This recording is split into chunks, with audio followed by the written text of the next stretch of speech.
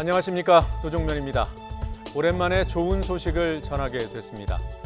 미국 동남부 해안에서 뒤집혀버린 현대 글로비스 화물선 선원들이 모두 구조됐습니다. 마지막으로 구조된 선원은 사고 후 41시간 동안 혼자 고립돼 있었습니다. 잠시 뒤 현장에서 보내온 뉴스 보도하겠습니다. 북한이 미국에 9월 하순에 대화를 하자고 제안했다는 소식도 있습니다. 미국에서도 일단 긍정적인 반응이 나왔습니다. 이 소식도 비중 있게 보도하겠습니다. 잠시 뒤에 고용노동부 장관도 출연합니다. 조금 전 국무회의에서 의결된 국민 취업 지원 제도에 대해 알아봅니다. 9월 10일 더 뉴스, 주요 뉴스부터 정리하겠습니다.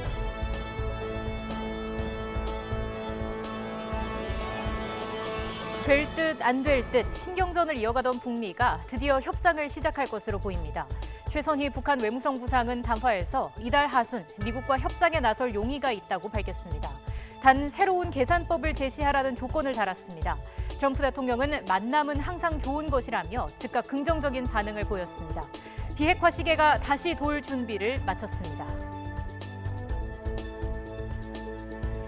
협상에 나서겠다던 북한이 오늘 아침 평안남도 개천에서 다시 발사체 2발을 쏘아 올렸습니다. 올해 들어 10번째입니다. 북한 내륙을 가로질러 330km 정도를 비행했고 한미 당국이 정확한 재원을 분석하고 있습니다. 청와대는 국가안전보장회의 상임위를 열어 강한 우려를 표시했습니다. 조국 법무부 장관이 오늘 첫 국무회의 참석을 시작으로 본격적인 업무에 들어갔습니다. 검찰은 사모펀드 의혹 수사에 속도를 내고 있고 정치권 공방도 수위를 높여가고 있습니다. 민주당은 권력기관 개혁이라는 시대 정신을 실천해야 한다며 조국 장관의 힘을 보탰고 자유한국당은 반조국 세력을 결집해 강력한 투쟁을 전개하겠다며 날을 세웠습니다. 추석을 앞두고 어지러운 전국에 그나마 좋은 소식이 있습니다. 미 동부 해안에서 전도된 자동차 운반선에 고립됐던 한국인 선원 4명이 모두 구조됐습니다. 미 해안 경비대가 오늘 새벽 선체에 구멍을 뚫고 들어가 선원들을 모두 구조해냈습니다. 건강 상태도 양호합니다. 미 해안 경비대에 박수를 보냅니다. 추석을 앞두고 가을 장마의 기세가 무섭습니다. 경기 일부 지역에 시간당 20에서 30mm의 게릴라성 호우가 쏟아졌고 수도권 등 중부에 내일까지 최고 200mm가 넘는 많은 비가 더 오겠습니다. 하지만 영남 지역은 북태평양 고기압의 영향으로 오늘 낮 기온이 33도까지 오르는 등 늦더위가 찾아왔습니다. 불규칙한 날씨에 건강 조심하시기 바랍니다. 더 뉴스 본격적으로 시작합니다.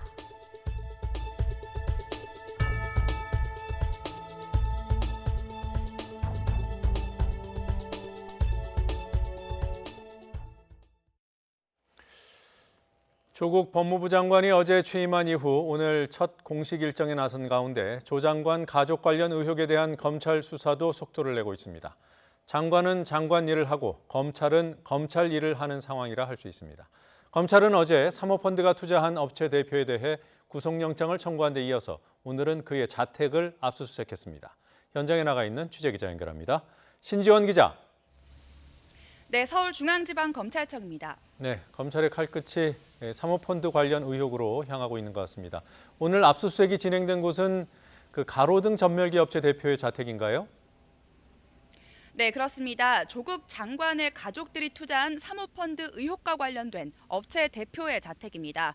검찰은 어제 영장이 청구된 조국 가족펀드 투자처인 가로등 전멸기 제조업체 웰스 C&T 최모 대표의 자택을 압수수색하고 있습니다. 검찰은 조 장관 가족펀드가 이 회사에 투자한 뒤 관급 공사를 수주한 정황에 주목하고 있습니다. 검찰은 어제 최 대표와 함께 조 장관 가족이 투자한 사모펀드 운용업체 코링크 PE의 대표 등 2명에 대해 구속영장을 청구했습니다. 두 사람의 구속영장 심사는 내일 오전 10시 반 서울중앙지방법원에서 열립니다. 코링크 PE의 이모 대표는 지난 2017년 7월 당시 청와대 민정수석이던 조 장관의 배우자 정경심 동양대학교 교수와 두 자녀에게서 10억 5천만 원을 투자받았습니다. 그런데 금융당국에는 74억여 원을 투자받은 것처럼 출자 약정액을 허위로 보고하고 회사 돈을 횡령한 혐의 등을 받고 있습니다. 이 대표는 조 장관 가족의 투자를 받은 뒤 WFM이라는 출판업체를 인수해 대표직을 맡기도 했는데요. 지난해 12월부터는 정 교수를 이 회사의 고문으로 역임해 매달 200만 원씩 모두 1,400만 원을 자문료로 줬습니다. 검찰은 정 교수가 실제로 어떤 역할을 했는지, 또 또 회사 운영이나 신사업 투자 과정에 개입한 정황이 있는지 등을 수사할 방침입니다. 이에 대해 정 교수는 직접 SNS 게시글에서 자문료를 받은 건 맞지만 어학 사업에 관한 자문을 했을 뿐 경영에 개입한 적은 없다고 해명했습니다. 네, 조국 법무부 장관 어제 취임하고 오늘 오전 일정이 꽤 분주했던 것으로 압니다. 어떤 일정들을 소화했습니까? 네, 조국 법무부 장관은 오늘 오전 가장 먼저 국립현충원을 찾아 참배했습니다. 이후 문재인 대통령 주재로 열린 국무회의에 처음으로 참석했습니다.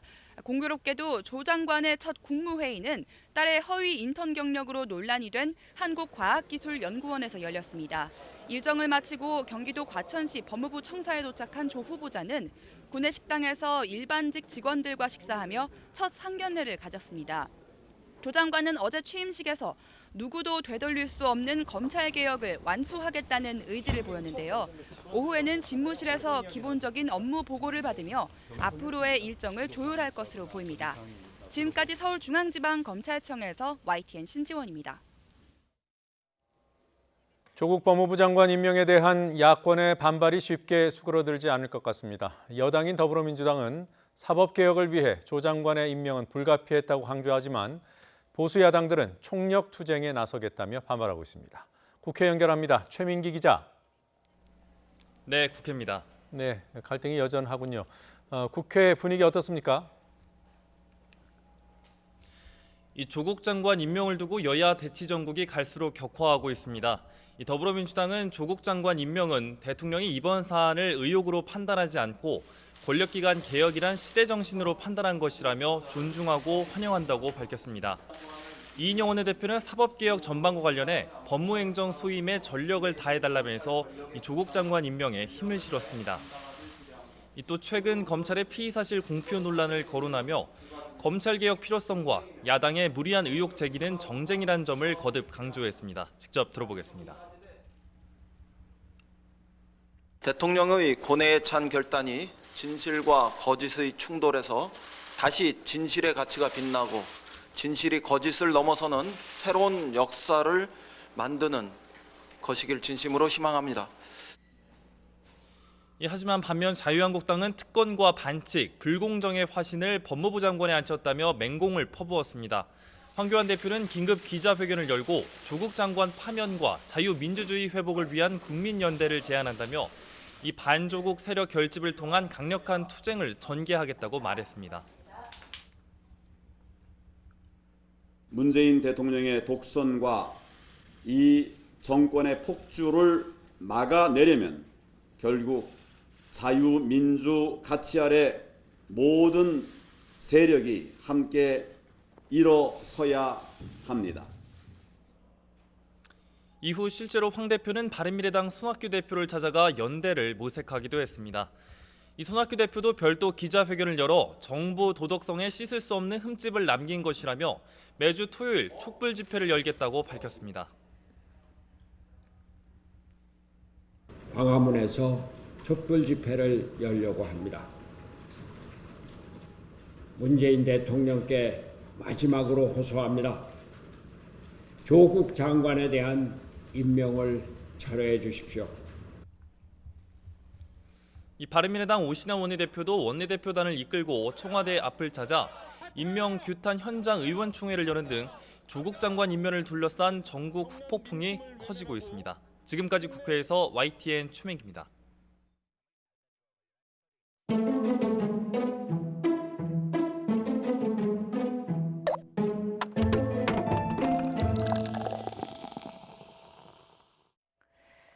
조국 법무부 장관이 임명되자 한국당과 바른미래당에서 해임 건의안이 거론되고 있습니다. 장관 해임안은 국회 제적 3분의 1 이상 발의와 제적 과반의 동의로 가결됩니다. 국회가 행정부를 견제하는 중요한 제도지만 통과가 쉽지 않습니다. 재헌국회 이후 제출된 장관 해임안은 모두 164건에 달합니다. 이 중에서 6건만 가결이 됐습니다. 통과율이 4%에 미치지 못했습니다. 하나하나 살펴보겠습니다. 최초로 해임안이 가결된 건 이승만 정부 때였습니다. 쌀값 폭등과 부실 대책의 책임을 물어 무소속 의원이 농림부 장관 해임안을 발의했습니다. 여당인 자유당이 의석 과반을 차지하고 있었지만 여당 내 이탈표 때문에 가결됐습니다. 당시 헌법은 해임안이 가결될 경우 특별한 사정이 없는 한 해임을 시키도록 강제 규정을 두고 있었습니다. 중학교 무시험 입학제가 서울에 도입됐던 1969년, 이에 대한 반발로 번호병 문교부 장관에 대한 해임안이 제출됐습니다. 국회에서의 폭언과 반말 등도 문제가 됐고 신민당 김영삼 의원이 발의했습니다. 여당인 공화당은 당론으로 반대 입장을 정했지만 집단으로 이탈표가 나오면서 가결됐습니다. 박정희 정부 시절 국회가 해임시킨 두 번째 장관은 오치성 내무부 장관이었습니다. 북파 훈련을 받던 특수부대원들의 도심 진입 사건, 이른바 실미도 사건에 대한 책임을 물었습니다. 이때도 공화당의 집단 이탈표로 가결됐습니다. 김대중 정부 때는 임동원 통일부 장관에 대한 해임 건의안이 가결됐습니다. 1987년 헌법 개정으로 해임안 가결에 따른 강제 해임 제도가 없어진 이후의 첫 사례였습니다. 당시 한나라당은 2001년 대규모 8.15 민간 방북단이 평양에서 이적 행위를 했고 정부가 이를 방조했다고 주장했습니다. 한나라당만으로는 의석이 모자랐지만 연정을 구성하고 있던 자민련에서 이탈표가 나왔습니다. 참여정부 때도 해임 가결 사례가 있었습니다. 리틀 노무현으로 불리며 임명 때부터 야당의 집중 견제를 받았던 김두관 행자부 장관입니다. 한나라당은 한국대학 총학생회 연합, 한총련의 미군 장갑차 점거 시위를 정부가 막지 못했다는 이유로 해임을 건의했습니다. 당시 한나라당은 과반의 의석을 차지하고 있었기 때문에 해임안은 비교적 쉽게 통과됐습니다. 여당은 불참했습니다. 2016년 박근혜 정부 때 김재수 장관, 가장 최근 사례입니다. 장관의 개인 비리가 문제가 돼 해임 건의안이 가결됐던 첫 사례이기도 합니다. 어머니가 10년 동안 빈곤계층으로 등록돼 의료비 혜택을 받은 사실과 매우 낮은 가격의 전세를 살아 황제 전세 논란이 불거졌습니다. 야당들이 공동으로 해임안을 제출했고 여당인 새누리당이 본회의장을 떠난 상태에서 표결이 이루어졌습니다. 압도적인 표차로 가결됐지만 박근혜 대통령이 수용을 거부했습니다. 지금 야권에서는 조국 법무부 장관에 대한 해임 건의 가능성이 제기되고 있지만 여당뿐 아니라 정의당 등 다른 야당에서는 해임 건의에 반대하는 목소리가 높습니다. 해임안 제출은 가능하겠지만 제적과반 149명을 확보하기에는 어려운 상황입니다. 한국당 등이 부결의 가능성을 무릅쓰고 해임 건의안을 제출하게 될지 주목됩니다.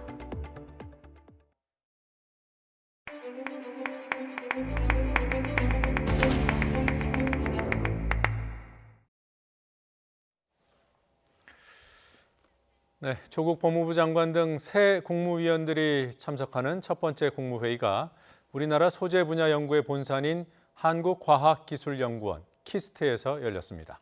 국무회의를 주재한 문재인 대통령은 아무도 흔들 수 없는 강한 경제를 만들겠다는 각오를 밝혔습니다. 특히 소부장, 소재 부품 장비 산업의 경쟁력 강화는 한국 경제 100년의 기틀을 세우는 일이라고 강조했습니다. 취재기자 연결돼 있습니다. 김도원 기자. 네, 청와대입니다. 네, 오늘 국무회의는 청와대가 아닌 곳에서 열렸더군요. 그렇습니다. 서울에 있는 한국과학기술연구원에서 현장 국무회의가 열렸습니다. 현장 국무회의는 오늘이 두 번째인데요. 지난 2월에 임시정부 100주년을 기념하면서 백범기념관에서 열린 적이 있습니다.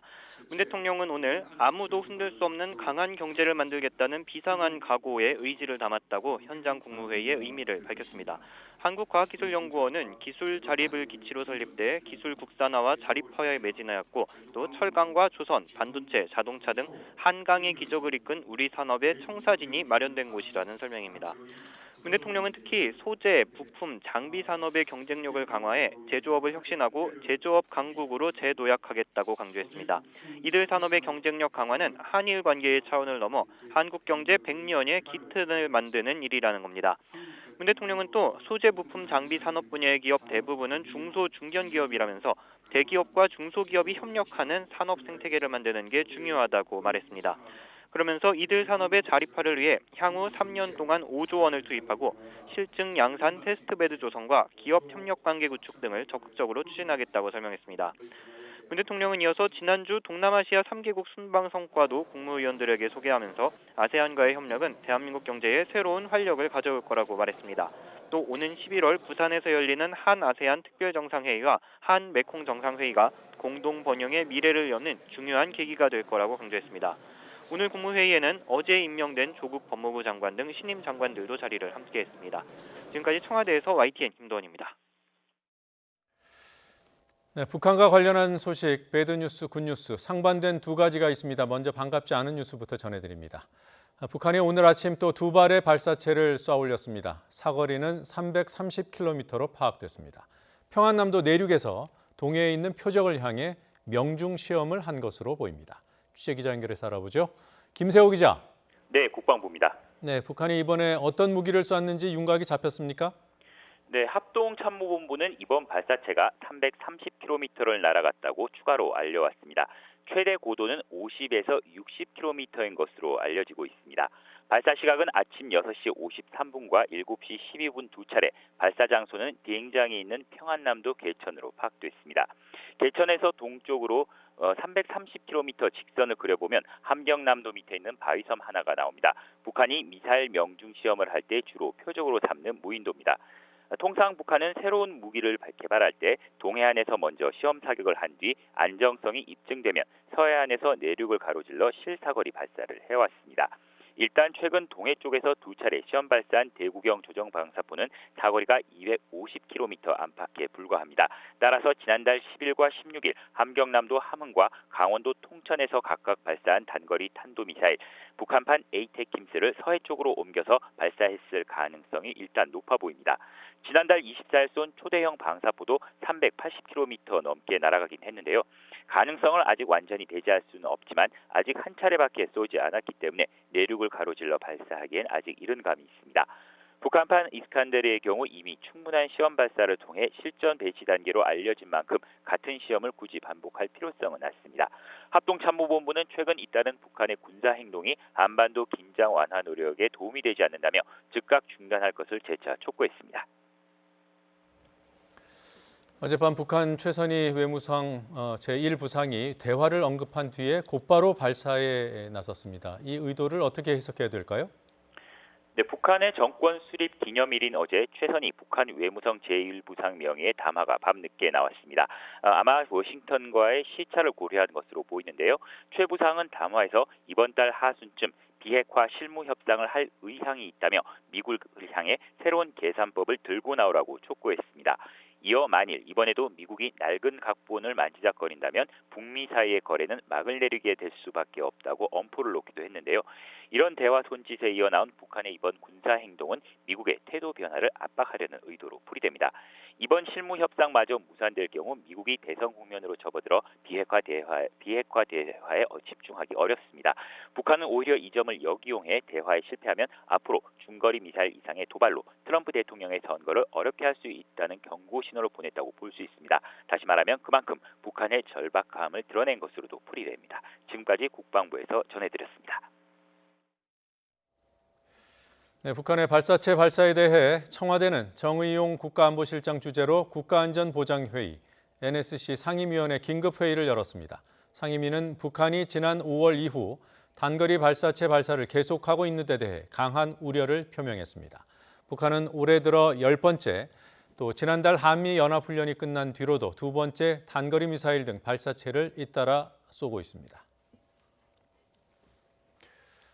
9월 하순에 대화하자는 북한의 제안에 도널드 트럼프 미국 대통령이 만남은 항상 좋은 것이라며 긍정적인 반응을 보였습니다. 이에 따라 한동안 멈춰있던 북한 비핵화 실무 협상 시기가 다시 급박하게 돌아갈 것으로 보입니다. 황보선 기자가 보도합니다. 도널드 트럼프 미국 대통령은 9월 하순 미국과 협상할 용의가 있다는 최선희 북한 외무성 제1부상의 담화 발표에 대해서 이렇게 화답했습니다. 만남은 언제나 좋은 것이다. 무슨 일이 일어날지 지켜볼 것이다.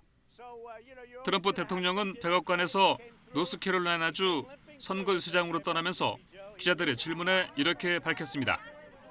그는 또 오랫동안 북한에 핵실험이 없었고 김정은 국무위원장과 아주 좋은 관계를 갖고 있다고 강조했습니다.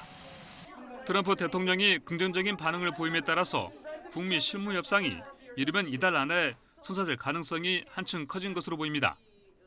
미국은 그동안 북한이 준비만 된다면 언제든 협상을 재개할 준비가 돼 있다는 신호를 보내온 만큼 9월 하순 북미 간 실무협상 테이블 개최가 일단 가시권 안으로 들어오게 됐습니다. 다만 북한이 미국에 북한이 수용할 수 있는 새로운 계산법을 들고 나올 것을 요구하고 미 국무부도 아직 발표할 만남은 없다고 일단 신중한 반응을 보이는 등 실무 협상을 앞두고 양측 간 밀고 당기는 양상은 계속될 전망입니다. 북미 실무 협상 체계는 트럼프 대통령과 김정은 북한 국무위원장의 6월 말 판문점 회동 합의 사항이었으며 미국은 그간 북한의 협상 복귀를 요청해 왔습니다. YTN 황보선입니다. 미 동부 해상에서 전도된 선박에 갇힌 한국인 선원 4명이 41시간 만에 무사히 구조됐습니다. 사고 신고부터 구조대의 신속한 출동과 고립된 선원들의 침착한 구조 요청까지 잘 연결된 덕에 좋은 소식이 들려왔습니다. 강태욱 특파원의 보도입니다.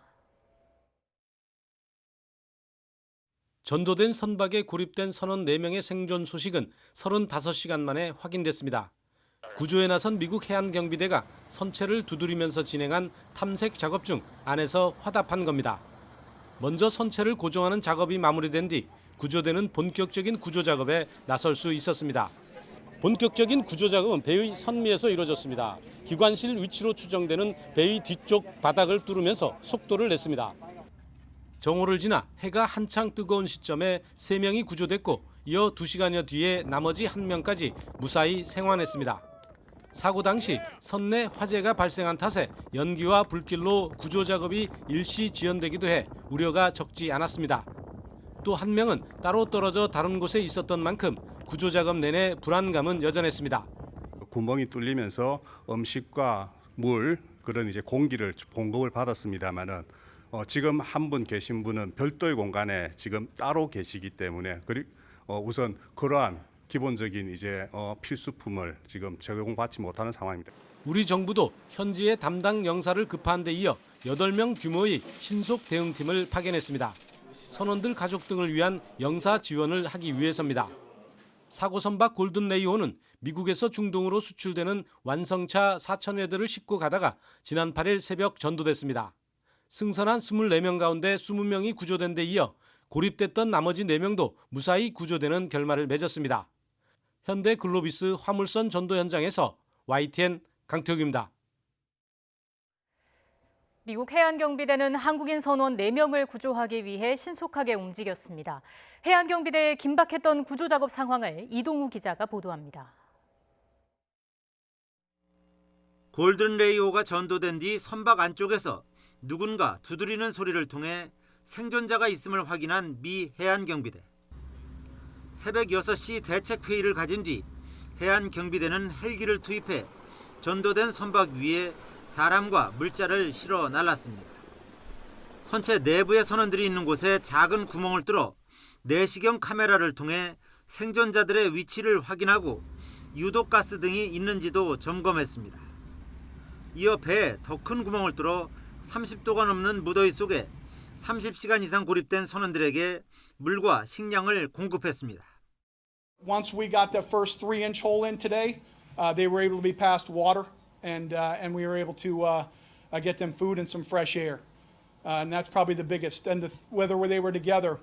그 뒤에 선원들을 구조하기 위해 선체를 떼어내는 작업에 돌입했습니다. 불똥이 튀는 용접 대신 드릴을 이용해 분해 작업을 진행했습니다. 전날에도 선체 내에 화재가 발생한 데다 자칫 불똥이 튀면 또 다른 화재 위험이 있다고 판단한 것입니다. 이런 과정을 통해 사고 발생 41시간 만에 그야말로 속전속결로 선원들을 전원 구제해냈습니다. I think they were pretty relieved. I don't have information on what they said. I know they looked super happy to be outside of that space and coming down onto the tugboat.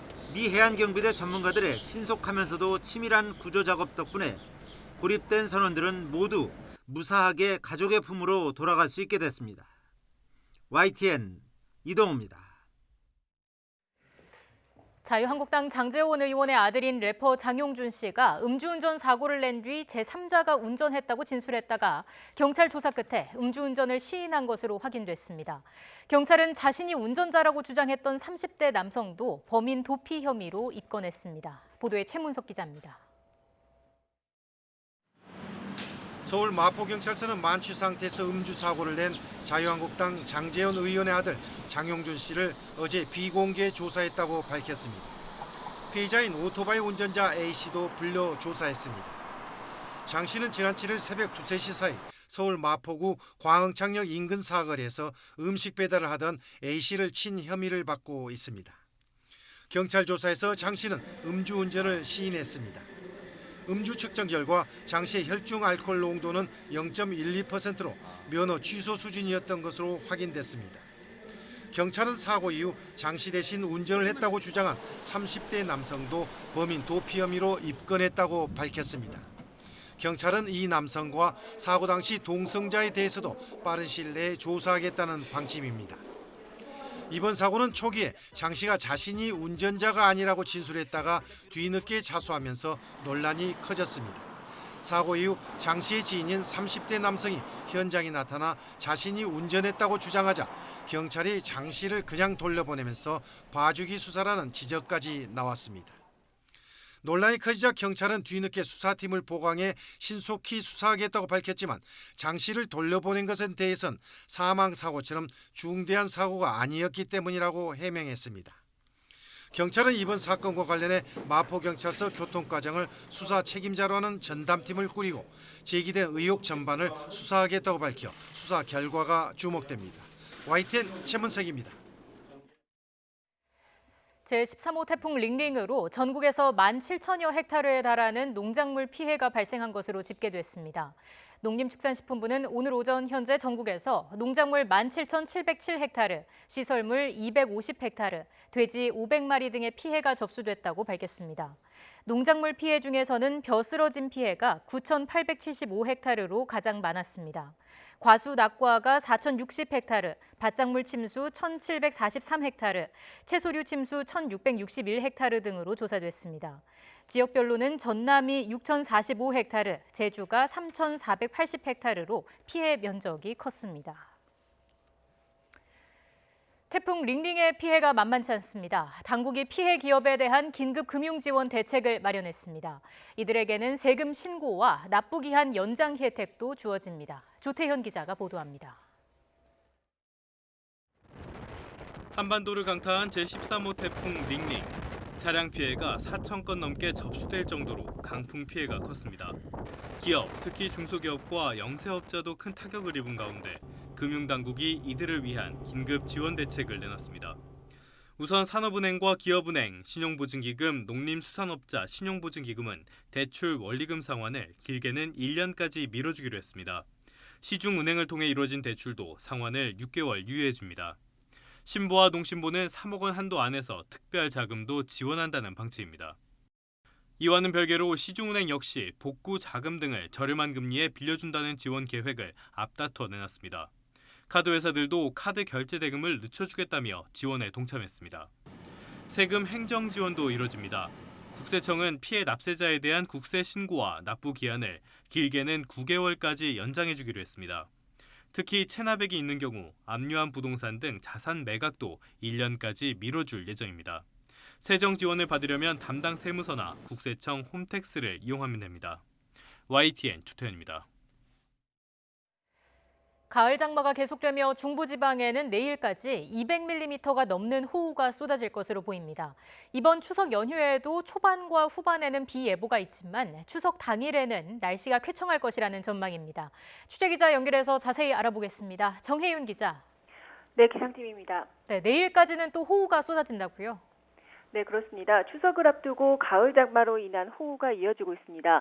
북쪽의 찬 고기압과 남쪽의 뜨거운 고기압이 맞부딪히면서 중부지방에 강한 비구름이 형성되고 있기 때문인데요.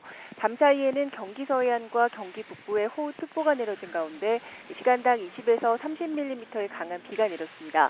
아침에는 비구름이 북한으로 올라가며 잠시 소강 상태에 들었지만 오후부터 다시 비가 시작되고 있습니다.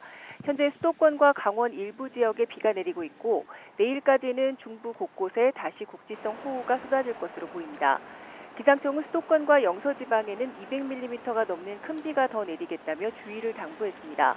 추석 연휴가 시작되는 모레는 오전까지 충청과 호남 지방에 비가 내리다가 점차 개겠습니다.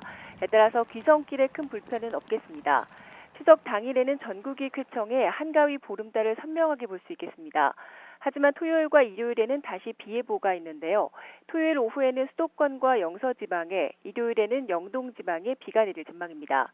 하지만 비의 양이 적어 교통에 지장을 주지는 않겠고 해상의 물결도 비교적 잔잔해 섬지역 오가는 길에도 문제가 되지는 않을 전망입니다. 지금까지 YTN 정혜윤입니다.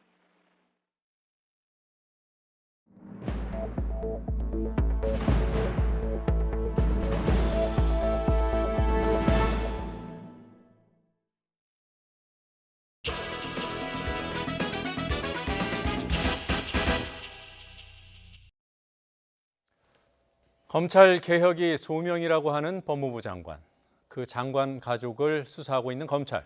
이 어색한 동거가 어떤 상황을 만들어낼지 지금은 아무도 장담할 수 없습니다. 지금 현실적으로 가능한 전망은 여야 관계가 어떻게 전개될까 이 정도에 불과합니다. 여야 1대1 미니토론 더 정치, 민주당과 한국당의 입장을 통해서 조국 임명 이후의 상황을 전망해 보겠습니다. 현근택 더불어민주당 법률위원회 부위원장, 또 윤기찬 자유한국당 홍보위원회 부위원장 나오셨습니다. 어서 오십시오. 네. 안녕하세요. 안녕하세요. 안녕하세요. 자, 이 수사 대상이 법무부 장관이 되는 것은 부적절하다 이런 입장을 한국당이 줄곧 주장해 왔습니다. 좀 더 구체적으로 안 되는 이유가 뭔지 설명해 주실까요? 일단 수사 대상자나 아니면 가족이 대상일 경우에 법무장관의 역할이 지금 개혁을 하겠다는 것이 그 검찰을 개혁하겠다는 거 아니겠습니까? 예. 거꾸로 얘기하면 검찰에 어느 정도 영향력을 행사해서 검찰권이 바로 설 수 있도록 하겠다라는 취지로 들리는데 한편 보면 검찰의 영향력을 행사할 수 있는 지위라는 걸 인정이 되는 거예요. 네. 검찰의 영향력을 행사할 수 있는 지위의 수장으로 올라가는 거거든요. 그렇다면 우리가 형사소송법에 보면 어쨌든 법관이 재판에서 기피, 제척, 회피되는 사유 중에 불공정할 재판을 할 염려가 있는 경우 또 뭐 본인 친족이 연관되어 있는 경우 이럴 때는 제척, 회피, 기피 사유가 되거든요. 그럼 이런 어떤 정신을 이어받는다면 수사기관을 지휘할 수 있는 그런 기관의 수장으로 가는 것이 적당하지 않죠. 이건 뭐 당연한 논리라고 생각을 합니다. 예, 이 논리에 반박이 있습니까? 기본적으로 뭐 사법부 판사와 좀 다르고요. 지금 형사소송법이나 민사소송법은 그게 있습니다. 기본적으로 본인과 관련된 사건에서는 피하게 돼 있어요. 공정한 재판을 위해서. 그건 기본적으로 이제 사법부의 기능이라는 게 어떤 독립성이라든지 공정한 재판 양측이 있기 때문에 그런 것이고, 기본적으로 지금 아마 뭐 가장 걱정하는 거는 법무부 장관이 검찰총장에 대해서 어떤 구체적 지휘권에 대해서 수사 지휘권이 있습니다. 그래서 이제 그걸 통해서 혹시 수사에 관여하지 않겠느냐 이게 나오는데요. 예전에 우리 사실은 뭐 법무부 장관이 검찰 출신이거나 이런 분들은 아마 뭐 자연스럽게 인간적인 관계를 통해서 했지만 예전에 비검찰 출신 예전에 천정배 장관 사건에서 보면 이 수사 지휘를 사실은 거의 없었거든요. 그전에도 아마 이제 다 기억하지만 그때 강정구 교수인가요? 그때 구속 수사 지휘했다가 사퇴하고 이랬죠. 그렇게 본다 그러면 실제로 어떤 수사 지휘를 내기는 어렵다고 보고, 그다음에 지금 윤석열 총장 같은 경우에는 뭐 청와대와도 오히려 맞서면서 수사를 어찌 보면 해온 건데, 제가 보기에 뭐 조국 장관이 됐다고 해서 수사를 안 할 건가? 저는 뭐 그렇게 보지 않고 아마 원칙대로 수사는 진행할 것이다. 그렇게 또 본다 그러면 일단 조국 장관도 본인 스스로 보고를 안 받겠다라고 대우지로 공표를 했다 그러면 아마 제가 보기에 이 수사하는 모든 이 검사들이라든지 검찰총장이라든지 뭐 지금 담당자들도 이 부분은 뭐 원칙대로 처리해도 되겠구나 이런 생각을 갖고 있을 거로 봅니다. 근데 100번 양보해서 조국 장관께서 나는 간섭할 수사에 관여할 생각이 없다라는 걸 그대로 인정한다 하더라도 제도적 입장에서만 보더라도 부적절한 거예요. 왜냐하면 감찰 권한이 있습니다. 법무부 장관은 감찰 권한이 있고, 그다음에 수사 지휘권이 있어요. 말씀하신 것처럼 행사하고 하지 않고를 떠나서 인사 권한이 있습니다. 이런 여러 가지를 비춰보면 이게 과연 제도적 측면에서만 봐도 과연 수사 대상자와 연관 있는 분이 그 수사를 하고 있는 기관의 지휘권을 행사할 수 있는 그 기관의 수장으로 가는 것이 적절하냐, 이 부분은 상당히 고민을 해야 될 부분이라고 생각합니다. 저는 아마 스스로 어느 정도 좀 자제를 할 걸 봅니다. 예를 들어서 이 사건과 관련된 뭐 피의 사실 공포 이런 데 만약에 감사를 요청한다든가 아니면 이 사건 담당하는 뭐 검사들을 만약에 인사 조치를 한다든가 이렇게 되면 당연히 이제 오해의 소지가 있을 수 있겠지만 뭐 이 사건과 관련된 거에 뭐 수사지를 한다든가 이제 그런 부분을 아마 걱정하시는 것 같은데, 그런 부분 제가 보기에 지금까지 윤석열 총장의 수사 진행 상황이라든지 아니면 조국 지금 장관이 그동안 했던 말로 봤을 때 충분히 스스로 어떤 절제를 할 것으로 보고 있습니다. 제가 한 가지만 보태면, 그러니까 장관께서 어떻게 한다는 것은 뭐 구체적으로 가봐야 알겠지만 수사하는 검사들 입장에서 보면 나의 인사권을 가지신 분이 위에 있어요. 근데 그분 주의를 제가 수사를 하게 되는 상황이 벌어진 거 아니에요? 그럼 검사 입장에서 보면 얼마나 부담이 되겠습니까? 그 제대로 수사가 되겠어요? 이런 점을 저희가 지적하는 거예요. 저는 아마 수사에 많은 부분이 이루어졌다고 봅니다. 일단 압수수색도 많이 대부분 했고요. 자료는 다 객관적인 아마 증거는 다 모은 것 같고 소환제에서도 많이 이루어졌습니다. 대부분 아마 뭐 핵심적인 물론 이제 외국에 있는 분은 아니겠지만 그래도 제가 보기에 뭐 큰 관계 없이 당사자든지 아니면 뭐 부인 같은 경우는 또 지금 사문서 위조로 기소됐는데요. 기소된 다음에는 이 사문서 위조에 대한 건 소환을 못 합니다. 사실은 그 피고인이 검사랑 대등한 입장이 되기 때문에 그런 면에서 본다 그러면 뭐 검찰 입장에서는 어느 정도 뭐 할 건 한 거다라고 보는 게 맞는 것 같습니다. 네, 자, 뭐 그 정도로 하고요. 대통령이 이제 그 임명권을 행사할 때 그 전에 뭐 주변 참모들이나 또 여당 관계자들로부터 여러 조언 또는 상의 이런 거 하지 않았겠습니까? 여당도 어떤 입장을 전달을 한 거죠. 네, 어쨌든 일요일 날 이제 긴급 원래는 뭐 회의 안 하지만 긴급 최고회 했고요. 아마 이제 강기정 정무수석이 아마 청와대와 여당과의 뭐 가격화를 했을 걸로 봅니다. 뭐 의사교환을 했을 것 같고요. 아마 마지막 고민 부분은 뭐 다 나왔다시피 일단 부인이 기소가 됐다는 부분, 그다음에 수사 대상이라는 부분, 지금 말씀하신 것처럼 법무부 장관이 과연 가족들이 수사받고 있는데 맞느냐 이 부분은 뭐 법적인 걸 떠나서 어쨌든 국민들 생각하기에도 과연 맞는가라는 고민이 있었을 것 같습니다. 근데 마지막에 아마 제가 보기에는 그 인사청문회를 한 이후에 여론조사 결과가 쭉 나왔는데 이게 더 벌어지지 않고 좀 좁혀졌거든요. 물론 오차 범위 내인 것도 있고 아닌 것도 있었습니다만 오히려 긍정적인 여론도 있는 것도 있고 그래서 아마 인사청문회 결과 이후에 어떤 여론 동향 청와대에서 여론조사를 계속 하거든요. 이런 부분들이 아마 영향을 많이 미쳤던 걸로 보입니다. 제가 어제 인상 깊게 들었던 대통령의 이제 임명 발표 배경 설명에서 의혹만으로 임명을 하지 않으면 나쁜 전례가 될 수 있다라는 거거든요. 그러니까 지금 단계에서는 의혹이라는데 한국당도 동의를 하는 거죠. 이것이 사실이다라고 할 만한 부분들은 조국 후보자와 관련해서는 단정할 수 없습니다. 그렇죠. 단정할 수는 없는 단계예요. 그런데 만약에 뭐 이른 시일 내에 뭔가 위법 사실이 나와 버리면 그거는 여권으로서는 굉장한 타격이 되기 때문에 혹시 그런 부분들이 있는지 면밀하게 살펴봤을 것 같아요. 이건 제 짐작입니다만 어땠습니까? 당연한 겁니다. 왜냐하면 우리 문재인 대통령이 일단 법률가 출신이고요. 물론 아마 검찰 수사를 직접 보고받지는 않았을 거예요. 근데 인사청문회 준비단이라든지 아니면 인사청문회 준비단은 이제 법무부 조직이기 때문에 행정부 관할이죠. 그다음에 본인 당사자한테 얘기를 들을 수 있잖아요.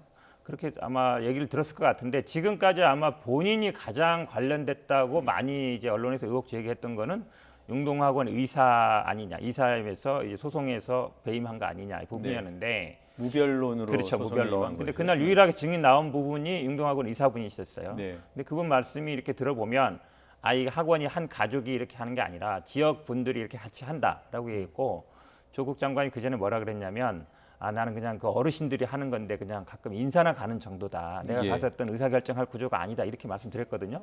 저는 그 부분은 충분히 해명이 된 것 같고요. 입시 문제는 사실은 뭐 법적인 문제보다 이제 약간 도덕 윤리적인 문제라서 강장은 아닌 것 같은데 가장 아마 검찰에서 바라보는 건 아마 사모펀드 문제일 거예요. 아마 이 부분에 아마 수사 집중하는 것 같은데요. 근데 제가 상식적으로 생각하기에 조국 교수라든지 조국 지금 장관이라든지 아니면 부인은 대학 교수입니다. 대학교에서 이런 분들이 뭐 M&A라든지 무슨 뭐 합병이라든지 이런 거에 제가 보기에 관여하거나 그걸 잘 알아서 투자하거나 그럴 것 같지는 않습니다. 기본적으로 본다 그러면 아마 이 사모펀드 투자 수사 부분도 뭐 우천 조카라든지 아니면 대표라든지 이런 분들이 문제가 될 것이지 아마 조국 후보자 직접 관련되지는 않을 것이다. 이 정도는 아마 어느 정도 결론을 내린 거 아닌가라고 보고 있습니다. 정부 여당에서 그런 부분까지는 들여다보고 최종 결정을 내렸을 것이다. 근데 저는 이제 생각을 좀 달리하는데요. 위법성이 드러나는지도 상당히 중요하지만 과거 행위에 대한 위법성, 해명 과정에서 거짓을 혹시 국민께 알했는지 이 부분도 상당히 중요한 거라고 봐요. 위증이요? 그러니까 위증이라는 뭐 형사 구성 요건에 해당하는지 여부를 떠나서 어쨌든 해명 기자간담회든 청문회 절차든 기타 여러 가지 출근하실 때 말씀하신 거든 이런 여러 가지 해명 과정에서 혹시 거짓을 말씀을 하셨는지 이 부분이 사실은 더 중요하다고 봅니다. 그리고 청문회 취지상 이것이 가장 핵심적이라는 것을 보고 그런데 이제 청문 과정에서 말씀 주신 거 보면 일단 논문 과정이 논문에 이제 본인 어쨌든 서울대학교의 프로그램으로 작성이 된 그런 이제 논문 초고가 제출이 됐는데 이것에 관여하지 않았다는 말씀을 하셨어요. 그런데 어쨌든 모든 객관적 증거로 보면 일단 그 컴퓨터로 작성이 된 거예요. 그것을 따님이 작성을 했든 그것은 본인이 밝혀야 되는 부분이고 모든 다른 객관적인 지표는 본인의 컴퓨터로 작성이 됐다는 것은 이미 이제 드러나 있단 말이죠. 근데 여기에 대해서 따님이 집에서 본인 컴퓨터를 이용해서 작성했다는 부분에 대해서 소명할 수 있는 객관적 자료가 아직 제출이 안 되는 상황이라서 이것이 거짓 해명이다라는 논란을 아직은 벗어날 수 없는 상황이고요. 또 하나는 코링크 관련해서 사모펀드 투자 관련해서도 이것은 전혀 운용과 관련돼 전혀 몰랐다라고 말씀 주시지만 뭐 오늘도 드러나는 여러 가지 뭐 사모님께서 뭐 그 관련된 업체로부터 자문료 형식의 돈을 한 6, 7개월 받았다라는 취지로 이런 거 드러나고 있고 그다음에 공직재산 신고가 한 3년에 걸쳐서 본인이 그 해당 사모펀드에 대해서 운용사가 적시되는 이런 보고서를 볼 수 있었다는 거 이런 것들을 보면 석연치가 않아요. 그런데 이런 의혹이 거짓이라는 것에 대해서 아직 명확히 밝혀지지 않은 상태이기 때문에 위법성은 검찰 수사 과정을 통해서 결국 법원이 판단할 때까지는 명백히 드러났다고 어떻게 판단받을 수 없는 거거든요. 상당히 오랜 시간이 걸립니다. 그런데 이 거짓 해명 부분은 본인이 소명을 해야 돼요. 객관적 자료를 토대로 해서. 자, 하나하나 보죠. 그러면 네. 지금 조국 장관 명의의 PC에서 논문 초고가 작성된 것은 사실이죠. 네, 맞는 것 같습니다. 근데 청문회에서 조국 그 당시 후보자는 본인의 PC는 맞지만 가족이 공용으로 사용하는 것이고 딸이 작성했다 이렇게 해명을 했습니다. 이 부분에 거짓일 가능성이 크다고 보는 거예요. 왜냐하면 컴퓨터가 반출되는 것이 사실은 일단은 아주 예외적인 겁니다. 심지어는 규정 위반일 수가 있어요. 그건 그 문제더라도 일단 반출은 됐다고 주장한 거 아니겠습니까? 그러니까 그걸 입증을 못 하고 있잖아요. 반출됐다는 것도. 그리고 또 반출됐다가 작성하고 또 이게 학교로 돌아왔어요. 네. 그러니까 이게 되게 이례적이지 않습니까? 그러면 그럴 만한 특별한 사유가 있는 그 당시에 또 컴퓨터 집에 있으시고 따님이 또 작성한 것 중에 다른 자기소개서는 또 본인 PC로 작성이 됐어요. 노트북인지. 그러니까 이런 여러 가지 정황을 보면 후보 지금 장관께서 해명하신 부분이 사실과 다르다라고 볼 합리적인 이유가 충분히 있어요. 그런데 이에 대해서 장관께서 해명하신 부분이 객관적으로 납득되지 않는다는 부분이 많이 있다는 거죠. 이제 청문회장에서 뭐라 그랬냐면 아마 컴퓨터나 또는 프로그램 이렇게 얘기했던 걸로 저는 기억합니다. 네. 왜냐하면 프로그램이라는 게 아마 한글 워드 프로그램일 것 같아요. 이게 물론 뭐 법적으로는 약간 문제는 있습니다. 근데 이제 학교에서 보통 뭐 배포를 해주거나 이런 걸 썼을 가능성이 있어서 저는 두 가지 가능성이 다 있다고 봅니다. 그러니까 컴퓨터 자체일 수도 있고 아니면 학교에서 제공한 프로그램, 한글 워드 프로그램을 썼을 가능성도 있다. 근데 문제는 오히려 이게 왜 어떤 이유로 해서 언론에나 아니면은 청문회장에서 나왔느냐. 저는 이 문제도 중요하다고 봅니다. 왜냐하면 이 로그 파일이라는 게 그냥 나올 수 있는 건 아니거든요. 지금 물론 그날 청문회장에서 백혜린 의원이 뭐 압수수색 그 장관 집에서 압수수색한 건 아니다라고 얘기했지만 문제는 어쨌든 당국대에서 나왔든 어디서 나왔든 어쨌든 검찰에서 나왔을 가능성이 크다라고 보고요. 지금 이제 코링크 말씀하셨는데 자문료는 뒤에 나오겠습니다만 아마 윤 부위원장님도 법률 자문 많이 하실 거예요. 저도 하는데 회사라든지 뭐 공공기관에 자문한다고 해서 거기에 경영에 관여한다라고 생각하는 사람 아무도 없습니다. 왜냐하면 실제로 물어보는 거에 대해서만 답변만 해주는 거예요. 이런 거 어떻게 하면 좋겠냐. 그거를 뭐 경영에 관여한다까지는 할 수 없을 것 같고요. 지금 얘기하시는 이제 공직재산 말씀하셨는데 모르겠어요. 그러니까 공직재산은 어떤 펀드에 얼마를 투자했다는 거는 나올 수 있죠. 이름. 아마 그래서 코링크 이름을 못 들어봤다. 이 부분을 아마 문제 삼는 것 같은데 제가 보기에도 그동안에 이분 조국 장관의 재산 관리는 대부분 제가 보기에 부인이 해온 것 같습니다. 그날에도 부인이 공인인증서 들어가서 대부분 등록을 했다. 이렇게 얘기하면 아마 처음에 아파트 살 때부터 처갓집에서 돈이 나왔다 그랬어요. 그렇게 본다 그러면 아마 부인이 재산 관리를 대부분 해온 게 맞는 것 같습니다. 근데 지금 뭐 의혹 하나하나를 지금 다 따질 수는 없어서 문제가 되는 게 그 투자하는 과정이 문제 삼는 게 아니고요. 저희가 문제 제기하는 것은 공직자 윤리법이에요. 뭐냐면 애당초에 직접 투자한 주식을 팔아가지고 백지신탁하든지 팔아가지고 하라라는 취지는 뭐냐면 혹시나 해당 회사를 알게 되면 그 회사와 업무상 연관관계가 맺어지거나 영향력이 행사될 소지를 차단하자는 거거든요. 그러니까 간접 투자 형식은 이제 그래서 풀어준 건데 만약에 이것이 어디에 투자자는지 투자 운영에 대해서 알았다 그러면 공직자 윤리법이 정한 취지에 반하는 거라는 거죠. 그것 때문에 저희가 사실상 직접 투자에 해당한다. 그런 문제 제기를 하는 것이지 구체적인 투자 운용 이런 것은 사실 관심 없어요. 네, 오늘 그 의혹과 관련해서는 그 사모펀드와 관련된 거 한 가지 얘기를 해볼 예정이었으니까 좀 시간 기다려 주시고요. 그 PC와 관련해서 공용으로 사용하는 과정에서 가족이 사용했다라는 게 이제 그 장관의 주장이고 한국당에서는 본인이 도움을 줬을 것이다라고 의심하는 것이고요. 이 두 가지가 충돌할 때 입증 책임은 누구에게 있습니까? 그러니까 조국 장관의 주장이 거짓이라는 것을 입증할 책임이 그 주장자에게 있습니까? 아니면은 본인이 이건 내가 한 게 아니다라고 얘기하는 사람, 해명하는 사람이 그 해명을 입증할 책임이 있습니까? 이렇게 보면 됩니다. 일단 본인 컴퓨터에서 작성이 됐어요. 예. 누가 작성했는지는 모릅니다. 일단 네. 본인 컴퓨터이기 때문에 본인이 작성했다고 봐야 되겠죠. 그 컴퓨터는 위치는 서울대에 있는 게 원칙입니다. 그러니까 서울대에 있는 교수님이 작성하는 게 원칙이겠죠. 그런데 이것이 본인 집으로 가져가셨다. 가져가서 따님이 이 컴퓨터를 이용했다. 이렇게 주장하시는 분이 원칙에 반해서 예외를 주장하시는 분이 입증하셔야죠. 그건 당연히. 그 입증 책임이 예외를 주장하는 쪽에 있다. 기본적으로 뭐 말씀 일리가 있는데요. 근데 예. 아마 상식적으로 생각해 보면 조국 교수가 물론 미국 유학 갔다 왔습니다만 계속 법 공부했거든요. 이 논문은 사실은 의학 관련 논문이었어요. 예. 그 부분에 과연 얼마나 지식이 있을지 의문이고요. 말씀하신 것처럼 일단 본인의 이름으로 돼 있는 이제 컴퓨터를 갖고 온 거는 다른 문제예요. 그거는 제가 보기엔 물품 관리라든지 아니면 뭐 내규라든지 이런 문제가 예. 될 수 있지만 작성 문제의 핵심은 그건 아니다. 제가 보기엔 아마 그 당국대 교수 말에 이해드려도 어쨌든 계속 왔고 논문을 작성하는 과정에 계속 관여를 했다라고 하고 있잖아요. 그러면 이 논문의 내용을 누가 더 알겠느냐? 저는 아마 딸이 더 많이 알 것이다. 그러면 기본적으로 딸이 작성할 가능성이 더 높다고. 아니 근데 저희가 제기하는 문제의 중심은 뭐냐면 논문 작성을 어느 분이 했는지를 그 쟁점으로 따지는 게 아니에요. 조국 장관께서 그 당시에 이 논문에 대해서 알았느냐 말았느냐, 따님이 이 논문에 저자로 올라가는 과정에 대해서 인지를 했느냐 마느냐에 대한 문제 제기를 하는 거예요. 그러니까 조국 교수께서 본인이 작성했든 본인의 컴퓨터로 따님이 작성했든 어쨌든 이 논문에 대해서는 알 가능성이 컸다. 이런 문제 제기를 저희가 하는 거예요. 그렇게 말하시면 몰랐다고 하시니까. 오늘 가장 이슈가 되는 나경원 대표는요 직접 부탁까지 했대요. 본인이 아들 따는 거에. 그 정도는 아니지 않습니까? 아니 그건 그거대로 그 문제 제기를 해가지고 수사기관이 수사하거나 고발하면 되는 거고 지금 이 문제는 다른 문제 아니겠어요?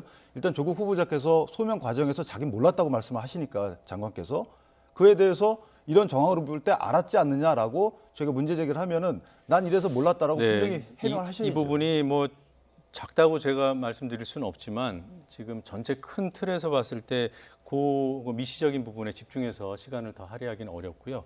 조금 전에 나경원 원내대표 말씀을 잠깐 하셨는데 전원입니까? 아니면 확인된 사실입니까? 지금 이제 언론 보도되고 있습니다. 언론 보도상으로 그렇다는 얘기죠. 그 정도만 확인하겠습니다. 자, 배우자 등의 어떤 위법 사실이 드러나면 공직자 본인이 책임을 져야 됩니까? 어떻습니까? 져야 되는 경우도 있죠. 예를 들면 경우에 따라 다르다. 가족 공동체 안에서 뭐 어떤 생활과 관련된 부분 예. 또는 미성년 자녀의 교육과 관련된 부분. 네. 이 부분은 이제 입시 문제가 포함이 되는 겁니다. 이런 부분은 아무래도 가족이 책임져야 될 부분이 있을 수 있죠. 공직자가. 그 만약에 그 배우자 그 정경심 교수나 딸의 위법성이 드러나면 조국 장관이 책임져야 된다 이렇게 보시나요? 그러니까 사안별로 다른 거예요. 따님의 위법성과 관련돼서는 예. 입시와 관련된 거, 미성년일 때 관련된 것들은 분명히 이제 법정 대리인이기 때문에 우리가 관여한다라고 일단은 예상을 하잖아요. 그리고 관여할 책임이 있고 보호 교양할 책임이 있습니다. 미성년자는 따라서 입시를 혼자 주면서 혼자 가지는 않잖아요. 그 책임이 그 부모 중에 일방에게만 있을 수도 있잖아요.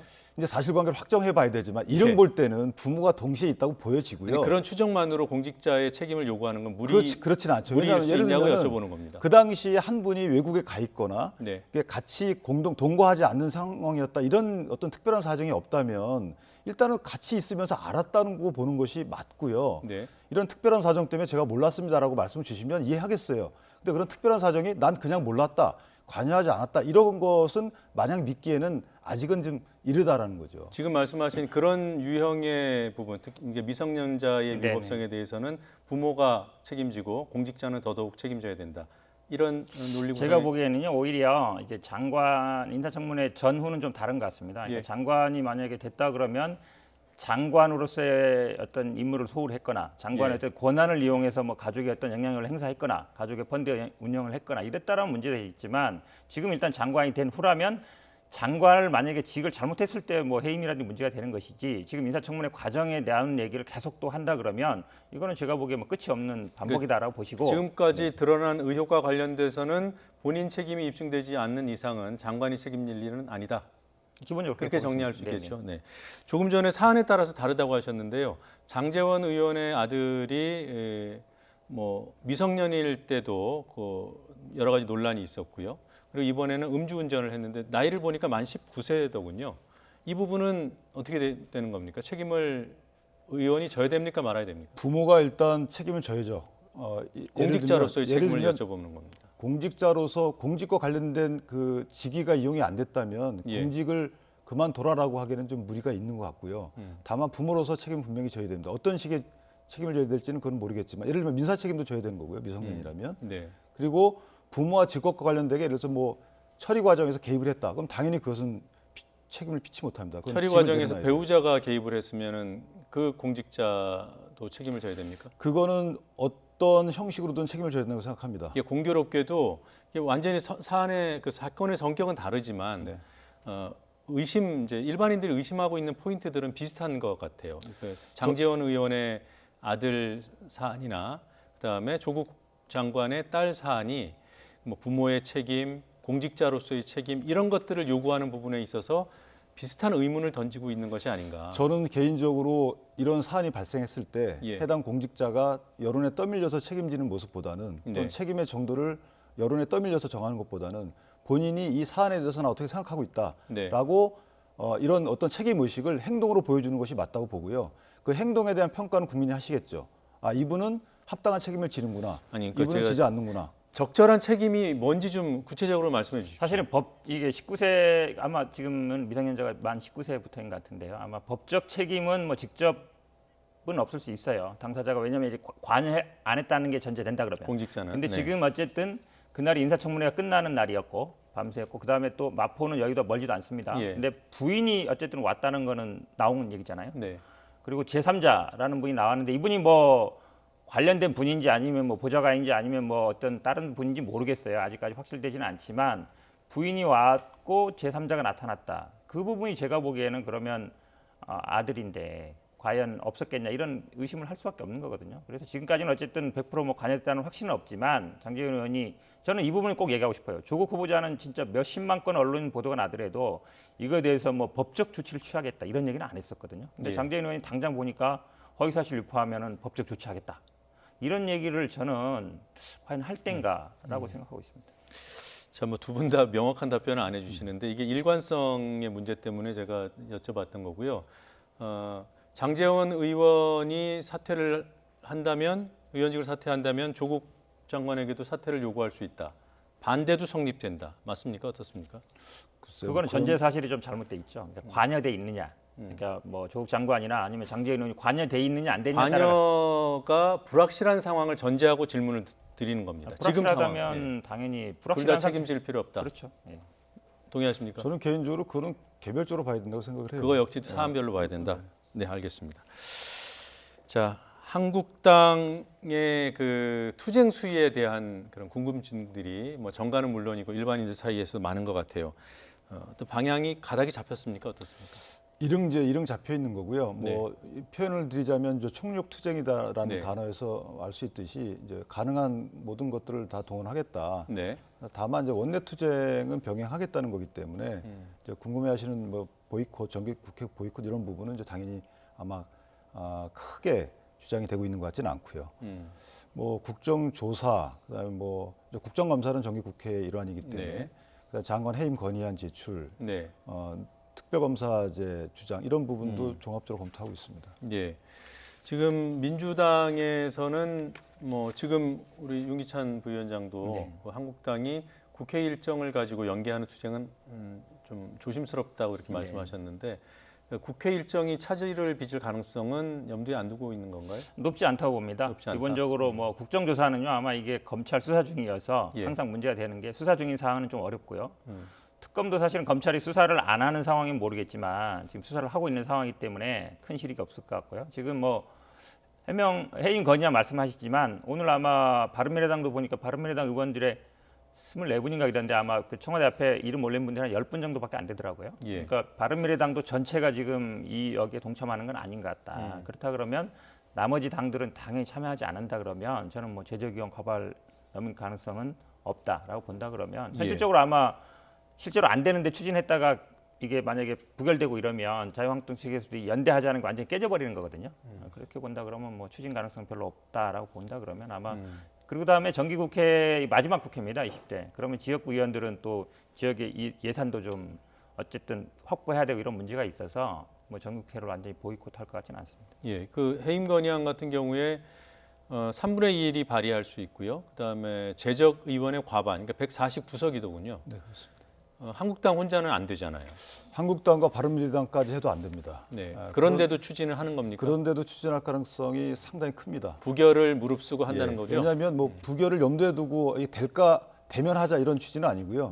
왜냐하면 이 지금 조국 장관 임명 과정에서 불거졌던 인사 기준, 그다음에 이 가치관의 혼동, 이런 부분에 대해서 각 정당이 본인들의 의견을 내놔야 된다. 그런 과정이 해임 건의안을 저희가 발의했을 때 여기에 어느 정도 어떤 입장을 보이느냐가 바로미터가 될 수 있다라고 생각하기 때문에 해임 건의안은 아마 그런 차원에서라도 추진을 할 가능성이 큽니다. 국회가 대의기관이기 때문에 국민 의사가 집약돼 있는 것이 합당한 거잖아요. 그렇습니다. 근데 그런 국회에서 부결됐다는 기록이 남는 것은 임명의 명분을 강화해주는 그런 측면이 있지 않을까요? 근데 꼭 그건 아니죠. 왜냐하면 각 그 해당 정당별로 갖고 있는 이해관계가 또 있거든요. 정의당만 해도 사실은 기존의 조국 이전 후보자 시절에 그런 그 도덕적 기준에 합당하지 않다라고 평가를 하다가 패스트트랙 관련해서 어느 정도 절차가 진행된 이후에는 다시 적격 판정, 사실상 적격 판정의 입장으로 돌아섰듯이 이 정당 이해관계가 얽혀있기 때문에 이 부분에 불구하고 말씀하신 것처럼 부결의 기록이 남는 것은 상당히 저희한테는 정치적으로도 좋지 않습니다만은 해야 될 건 해야 된다라는 의견의 당내에서는 상당히 다수입니다. 아, 그래요. 네. 지금 민주당에서는 검찰 수사를 여전히 비판적으로 보나요? 어떻습니까? 일단은 뭐 이 청문회가 끝나긴 했습니다만 청문회 기간 중에 검찰이 수사가 이루어진 부분, 결국은 국회의 권능과 인사청문회 국회 권한이죠. 그다음 대통령의 인사권이 침해됐다 이런 생각 갖고 있고요. 가장 큰 부분은 이제 피의 사실이 계속 나오고 있다. 물론 이제 해명된 것도 있지만 해명이 안 된 것도 있습니다. 어제 오늘 보면 또 뭐 조사 중에 보니까 피의자로 적시됐더라. 마치 이제 범죄자인 것처럼 인식을 하는데 사실은 고발을 당하면 피의자라고 이렇게 씁니다. 조서를 쓸 때 기본적으로 쓰기 때문에 뭐 피의자라고 기재됐다고 해서 뭐 당장 뭐 범죄 혐의가 있는 건 아닌데 마치 그게 언론에서는 피의자로 적시됐더라 이런 게 나오고 있거든요. 이런 부분들에 대해서 이제 우려를 하는 거죠. 가장 큰 거는 이제 이렇게 언론에 미리 알려져서 약간 기정사실화한 다음에 그 다음에 수사를 하는 어떤 명분을 삼는 그런 패턴이 반복되고 있는 게 아닌가라고 우려하고 있습니다. 한국당에서는 검찰 수사에 기대를 걸어보는 상황인가요? 기대를 건다는 표현은 조금 적절하지는 않지만 어찌됐든 검찰 수사가 조국 장관의 취임에도 불구하고 올바로 진행됐으면 좋겠다 이 생각을 갖고 있고요. 다만 이제 제도적 특성상 아까 말씀드린 감찰권이라든가 수사지휘권, 인사권 이런 특징에 비춰볼 때 검찰 수사가 제대로 가기는 어려울 것 같다는 의견이 상당히 많습니다. 그래서 이참에 특검도 필요하고 또 국회에서 할 수 있는 국정조사도 필요하다 그런 연유에서 뭐 다른 장관에 대한 수사가 관련돼 있다 그러면 또 별 문제인데 검찰을 지휘하는 장관이기 때문에 검찰이 과연 이 부분을 잘 할 수 있을지 어쨌든 합리적인 의심이 드는 사안이에요. 따라서 국정조사나 특검 필요성도 계속 강조해 나갈 계획입니다. 지금 민주당에서는 그 한국당 등의 그 특검과 국정조사 요구가 뭐 논리적으로 충돌이다, 문제가 있다 이렇게 주장하잖아요. 어떤 점에 문제가 있는 겁니까? 일단 아까 말씀처럼 국정조사는 이제 수사 중인 사안에 대해서는 사실은 국정조사 진행이 잘 안 됩니다. 대부분 겹치고요, 내용도 겹치고 기본적으로 국회의 기능이라는 게 뭐 수사하는데 사건까지 관여하는 건 아니니까요. 특검 같은 경우는 기본적으로 검찰 수사가 완료된 다음에 이게 부족함이 있을 때 뭐 추진하는 건 모르겠지만 지금 일단 검찰이 수사를 하고 있는 중이지 않습니까? 그렇다 그러면 당연히 이제 정치 공세다. 그러니까 검찰이 수사를 더 압박하기 위한 그런 정치 공세 아니냐 이렇게 판단할 수밖에 없는 것이죠. 수사 진행 중에 특검 요구한 사례가 없었던가요? 있었던 걸로 기억을 하는데 제가 자세한 그 사례는 찾아보지 못했지만 분명히 있었던 것 같습니다. 그리고 검찰의 수사를 압박하면 안 되는 건지 모르겠어요. 야당이 압박한다는 게 이제 압박이라는 단어가 촉구한다는 의미로 바꿔 표현을 하게 되면 검찰이 공정한 수사를 촉구하는 것은 야당의 기본적인 입장이라고 봐도 될 것 같고요. 특검도 이제 나중에 사례를 말씀 올리겠지만 어찌됐든 검찰 수사 끝나지 않은 상황에서 특검이 출범했던 경우도 있는 걸로 제가 기억이 되고 있고, 그다음에 법무장관에 대한 수사기 때문에 사실 누가 보더라도 이거 혹시 제대로 되겠어라는 기류가 있기 때문에 특검의 필요성은 또 인정이 돼서 이 부분에 대해서 여당도 어떻게 보면 그런 오해를 피하고 싶다면 특검 논의를 하는 것도 나쁘지 않다라고 저는 생각합니다. 제가 말씀드린 거는 실제로 이제 검찰이 수사를 잘못했을 때 그 수사 결과가 납득이 안 가거나 문제가 있다, 진행이 제대로 안 되고 있다. 이랬을 때 어찌 보면 제가 보기에 여론도 돌아설 것이고 그러면 아마 다른 야당들도 문제가 있다라고 할 텐데 지금 제가 보기에는 아마 여론은 약간 좀 변하는 것 같습니다. 지금 이제 다른 의혹들이 나오면 우리 장제원 대표, 예. 장제원 의원이라든지 나경원 원내대표 나오면서 아마 여론은 저는 바뀔 거라고 보는데 여론이 바뀌고 또 지금 다른 야당들도 해임 건의안에 대해서는 약간 물러서고 있거든요. 이렇게 네. 본다 그러면 특검도 결국 국회에서 통과가 돼야 되는 거거든요. 다른 야당들이 제가 보기에 함께 안 할 가능성이 더 높다. 근데 이게 과거에 이런 사례가 있었습니다. 특검 주장이 과거 이제 민주당에서 나왔을 때 한국당에서 그러면 그 이전에 다른 사례, 유사 사례도 같이 하자 이런 주장들이 나왔는데 만약에 뭐 민주당에서 지금 아직 그런 주장이 안 나온 것으로 압니다만 조국 장관과 관련된 여러 의혹과 유사한 것들. 뭐 지금 뭐 나경원 원내대표 얘기 나오고 황교안 대표 얘기 나오는 이런 부분들도 같이 특검하자라는 역제안이 나오면은 수용할 수 있습니까? 그 합리적인 역제안이면 뭐 수용을 위해서 논의를 할 수 있다고 그런 봅니다. 부분도 논의를 할 수 예. 있다고요. 네. 그리고 알겠습니다. 특검 부분과 관련돼서 검찰 수사가 미진한지 아닌지는 아무도 모릅니다. 그러니까 다만 검찰 수사가 불공정하다는 인식은 끝까지 갈 거예요. 따라서 특검이 지금 시작되는 것도 상당히 합리성이 있다. 저는 이렇게 봅니다. 예, 알겠습니다. 오늘 그 사모펀드와 또 그 정경심 교수의 공문료를 지급하고 있는 WFM이라는 회사 이런 관련 내용들을 좀 토론해 보고 싶었는데 시간 때문에 여기서 마무리를 해야 될 것 같습니다. 두 분 말씀 잘 들었습니다. 고맙습니다. 감사합니다.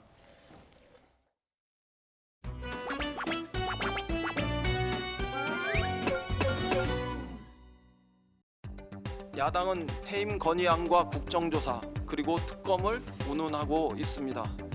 이러한 야당의 태도는 분명 본질에서 정쟁이며 어쩌면 그보다 못한 분풀이일지도 모르겠습니다. 자신들의 고소고발로 시작된 검찰 수사의 와중에 무엇이 못 미루어서 벌써부터 국정조사와 특검을 운운합니까? 야당의 태도는 분명 본질에서 정쟁이며 어쩌면 그보다 못한 분풀이일지도 모르겠습니다. 문재인 대통령 결국 독단과 아집의 길을 택하면서 구구절절 조국 감싸기를 늘어놓았습니다. 특권, 반칙, 불공정을 바로잡기 위해 노력했다며 특권, 반칙, 불공정의 화신을 법무부 장관에 안쳤습니다. 거짓 정권에 거짓 장관을 내세운 거짓 개혁입니다. 이 모든 거짓 반드시 멈춰 세워야 합니다.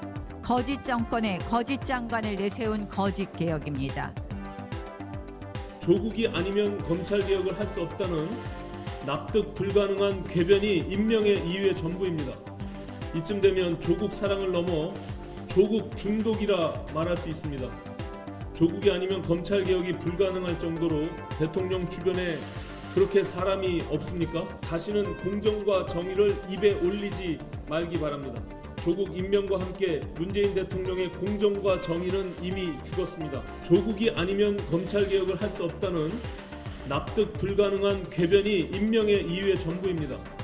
이쯤 되면 조국 사랑을 넘어 조국 중독이라 말할 수 있습니다.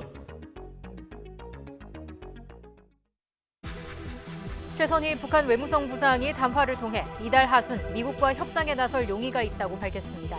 트럼프 대통령도 만남은 항상 좋은 것이라며 즉각 긍정적 반응을 보였습니다. 북미 실무 협상이 속도를 낼 것으로 보입니다. 북한이 오늘 아침 평안남도 개천에서 발사체 2발을 쏘아 올렸습니다. 올해 들어 10번째입니다. 발사체는 북한 내륙을 가로질러 330km가량 비행했고 청와대는 즉각 국가안전보장회의 상임위를 열어 강한 우려를 표시했습니다. 조국 법무부 장관이 오늘 첫 국무회의 참석을 시작으로 본격적인 업무에 들어갔습니다. 검찰은 펀드 관련 의혹에 이어 조 장관 동생의 허위 이혼 의혹 등을 확인하기 위해 동생 전처의 자택을 압수수색하고 있습니다. 미 동부 해안에서 전도된 자동차 운반선에 고립됐던 한국인 선원 4명이 모두 구조됐습니다. 미 해안경비대가 오늘 새벽 선체에 구멍을 뚫고 들어가 선원들을 구조했습니다. 4명 모두 건강 상태가 양호한 것으로 알려졌습니다. 올해 추석 귀성길은 연휴 첫날인 12일 오전에 가장 붐빌 것으로 예상됐습니다. 귀경길은 14일 오후에 출발하겠다는 응답이 가장 많았지만 여행 수요를 고려하면 추석 당일인 13일 오후가 가장 붐빌 것으로 예측됐습니다. 오늘 아침 경기 일부 지역에 시간당 20에서 30mm의 게릴라성 호우에 이어 수도권 등에 내일까지 최고 200mm가 넘는 많은 비가 더 오겠습니다. 하지만 영남 지역은 북태평양 고기압의 영향으로 낮 기온이 33도까지 오르는 등 늦더위가 찾아왔습니다. 북한이 오늘 아침에 쏜 발사체의 사거리가 330km로 파악됐습니다.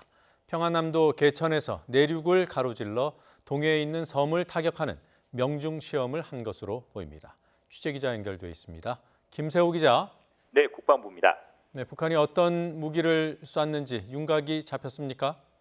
네, 합동참모본부는 이번 발사체가 330km를 날아갔다고 밝혔습니다. 최대 고도는 50에서 60km인 것으로 알려지고 있는 가운데 합참은 발사체와 관련한 추가적인 정보는 더 확인이 필요하다고 말했습니다. 발사 시각은 아침 6시 53분과 7시 12분 두 차례, 발사 장소는 비행장이 있는 평안남도 개천으로 파악됐습니다. 개천에서 동쪽으로 330km 직선을 그려보면 함경남도 밑에 있는 바위섬 하나가 나오는데요. 북한이 미사일 명중 시험을 할 때 주로 표적으로 삼는 무인도입니다. 통상 북한은 새로운 무기를 개발할 때 동해안에서 먼저 시험 사격을 한 뒤 안정성이 입증되면 서해안에서 내륙을 가로질러 실사거리 발사를 해왔습니다. 일단 최근 동해 쪽에서 두 차례 시험 발사한 대구경 조종 방사포는 사거리가 250km 안팎에 불과합니다. 따라서 지난달 10일과 16일 함경남도 함흥과 강원도 통천에서 각각 발사한 단거리 탄도미사일 북한판 에이테킴스를 서해 쪽으로 옮겨서 발사했을 가능성이 일단 커 보입니다. 지난달 24일 쏜 초대형 방사포도 380km 넘게 날아가긴 했는데요.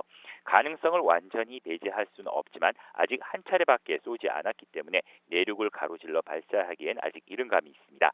북한판 이스칸데르의 경우 이미 충분한 시험 발사를 통해 실전 배치 단계인 것으로 알려진 만큼 같은 시험을 굳이 반복할 필요성은 낮습니다.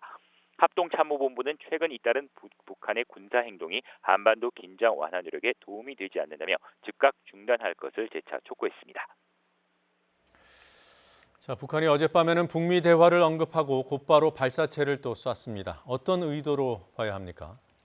네, 북한의 정권 수립 기념일인 어제 최선희 북한 외무성 제1부상 명의의 담화가 밤늦게 나왔습니다. 아마 워싱턴과의 시차를 고려한 것으로 보이는데요. 최 부상은 담화에서 이번 달 하순쯤 비핵화 실무 협상을 할 의향이 있다며 미국을 향해 새로운 계산법을 들고 나오라고 촉구했습니다. 이어 만일 이번에도 미국이 낡은 각본을 만지작거린다면 북미 사이의 거래는 막을 내리게 될 수 있다고 엄포를 놓기도 했습니다. 이런 대화 손짓에 이어 나온 북한의 이런 군사 행동은 미국의 태도 변화를 압박하려는 의도로 풀이됩니다. 이번 실무 협상마저 무산되면 미국이 대선 국면으로 접어들어 비핵화 대화에 집중하기 어렵습니다. 북한은 오히려 이 점을 역이용해서 대화에 실패하면 앞으로 중거리 미사일 이상의 도발로 트럼프 대통령의 선거를 어렵게 할 수 있다는 경고 신호를 보냈다고 볼 수 있습니다. 바꿔 말하면 그만큼 북한의 절박함을 드러낸 것으로도 풀이됩니다. 지금까지 국방부에서 YTN 김세호입니다. 한미 북핵 협상 수석 대표인 이도훈 외교부 한반도 평화교섭본부장과 스티븐 비건 미 국무부 대북 특별대표가 오늘 오전 전화 협의를 통해 북한과 미국의 협상 개최 문제 등을 논의했습니다. 외교부는 양측이 최근 한반도 정세를 중심으로 한반도의 완전한 비핵화와 항구적 평화 정착의 실질적 진전 방안을 논의했고 가까운 시일 내에 만나서 협의를 이어가기로 했다고 밝혔습니다. 이 본부장은 다음 주 후반에 미국 워싱턴 DC를 방문해 비건 대표와 만나는 방향으로 일정을 조율하고 있는 것으로 알려졌습니다. 오늘 한미 간 전화 협의는 최선희 북한 외무성 제1부상이 9월 하순 북미 협상 용의가 있다고 발표한 이후 이루어졌습니다. 조국 법무부 장관 임명으로 여야 갈등이 지속되고 있습니다. 여당인 더불어민주당은 사법개혁을 위해 조 장관의 임명은 불가피했다고 강조하고 보수 야당들은 총력 투쟁에 나서겠다고 반발하는 상황입니다. 국회 연결합니다. 최민기 기자. 네, 국회입니다. 네, 오늘은 또 어떤 입장들이 나왔습니까? 먼저 더불어민주당은 조국 장관 임명은 대통령이 이번 사안을 의혹으로 판단하지 않고 권력기관 개혁이란 시대정신으로 판단한 것이라며 존중하고 또 환영한다고 밝혔습니다. 이인영 원내대표는 사법개혁 전반과 관련해 법무행정 소임에 전력을 다해달라면서 조국 장관 임명에 힘을 실어줬습니다. 또 최근 검찰의 피의사실 공표 논란을 거론하며 검찰 개혁의 필요성과 야당의 무리한 의혹 제기는 정쟁이란 점을 거듭 강조했습니다. 직접 들어보겠습니다.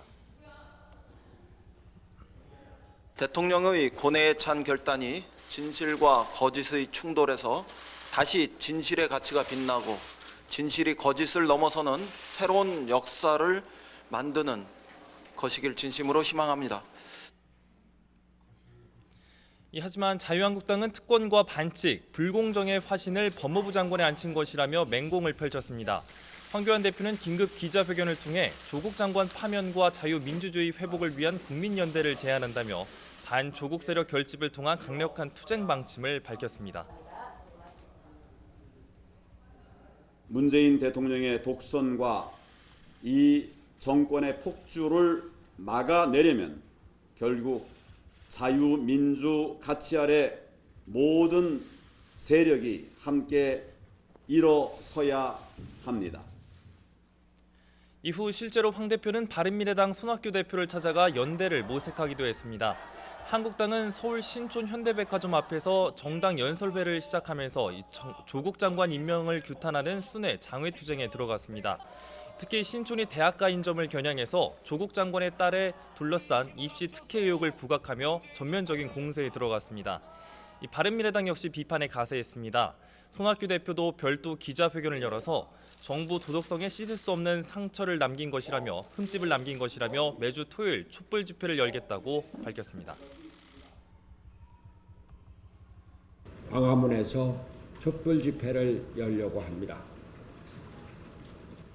문재인 대통령께 마지막으로 호소합니다. 조국 장관에 대한 임명을 철회해 주십시오. 바른미래당 오신환 원내대표도 원내대표단을 이끌고 청와대 앞을 찾아 임명규탄 현장 의원총회를 여는 등 이 전국 후폭풍이 갈수록 커지고 있습니다. 지금까지 국회에서 YTN 최민기입니다.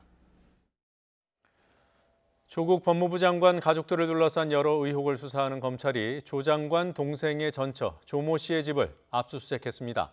서울중앙지검 특수 2부는 오늘 오전부터 부산에 있는 조 씨 자택에 검사와 수사관을 보내 압수수색을 진행했습니다. 조 씨는 전 남편이 웅동학원에 공사비 청구 소송을 제기하는 과정에서 허위로 이원하고 채권 양도 계약서를 위조했다는 혐의 등을 받고 있습니다. 또 조 장관의 다주택 보유 논란을 피하기 위해 조 장관 부인과 부동산 위장 거래를 했다는 의혹도 받고 있습니다. 조 씨는 지난달 29일 업무차 해외로 출국하려다 김해공항에서 출국 금지 사실이 확인돼 제지당했습니다.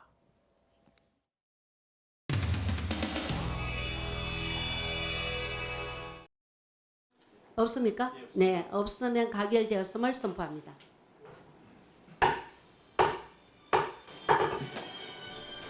있는데 왜 이러지? 아니, 위원장 하기 싫은 거야. 위원장 하기 싫은 거야. 끊는데. 아까 끊는데. 위원님 여러분, 지금까지 이거는 했고요. 네. 마지막으로 여기서 일정 제3항 2015년도 국정감사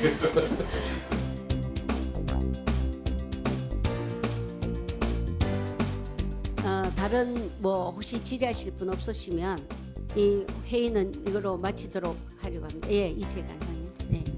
정말 제1야당의 의원으로서 꼭 한 말씀은 하는 것이 국민에 대한 도리가 아닌가 해서 지금 온 국민들은 지금 오늘 문재인 대통령께서 조국 후보자를 임명할 것인가 말 것인가 여기에 지금 이목이 쏠려 있습니다.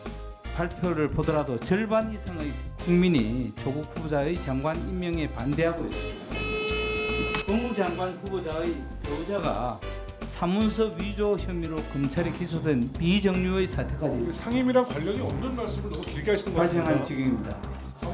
문재인 대통령께서도 오늘 의사에 살아있는 권력의 위치를 보지 않고 철회하는 것이 국민적 패스트 트랙을 놓고 국회법을 무시해가면서 의사 일정을 방해하고 법안 제출조차도 물리력으로 막아내고 왜 경찰에 가서 수사받지 않습니까? 자신들은 취해법권에 있습니까? 아니 안 됩니다. 다른 안 주시면 이러면 또 의심하게 되잖아요. 또 하게 됩니다. 하지 마세요.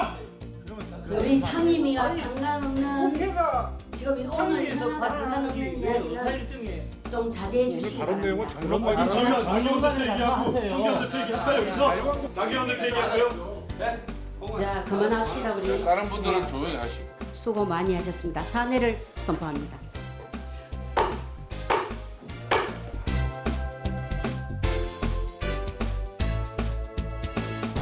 만정 의원을 좀 상임위 전체에서 의원들이 얼마나 발언할 수 있지 그게 어때요? 아니 추석들 잘 보내세요. 네, 추석 잘 보내십시오. 잘 즐기시고. 제1야당이 이런 자리에서 이런 발언도 연결 잘.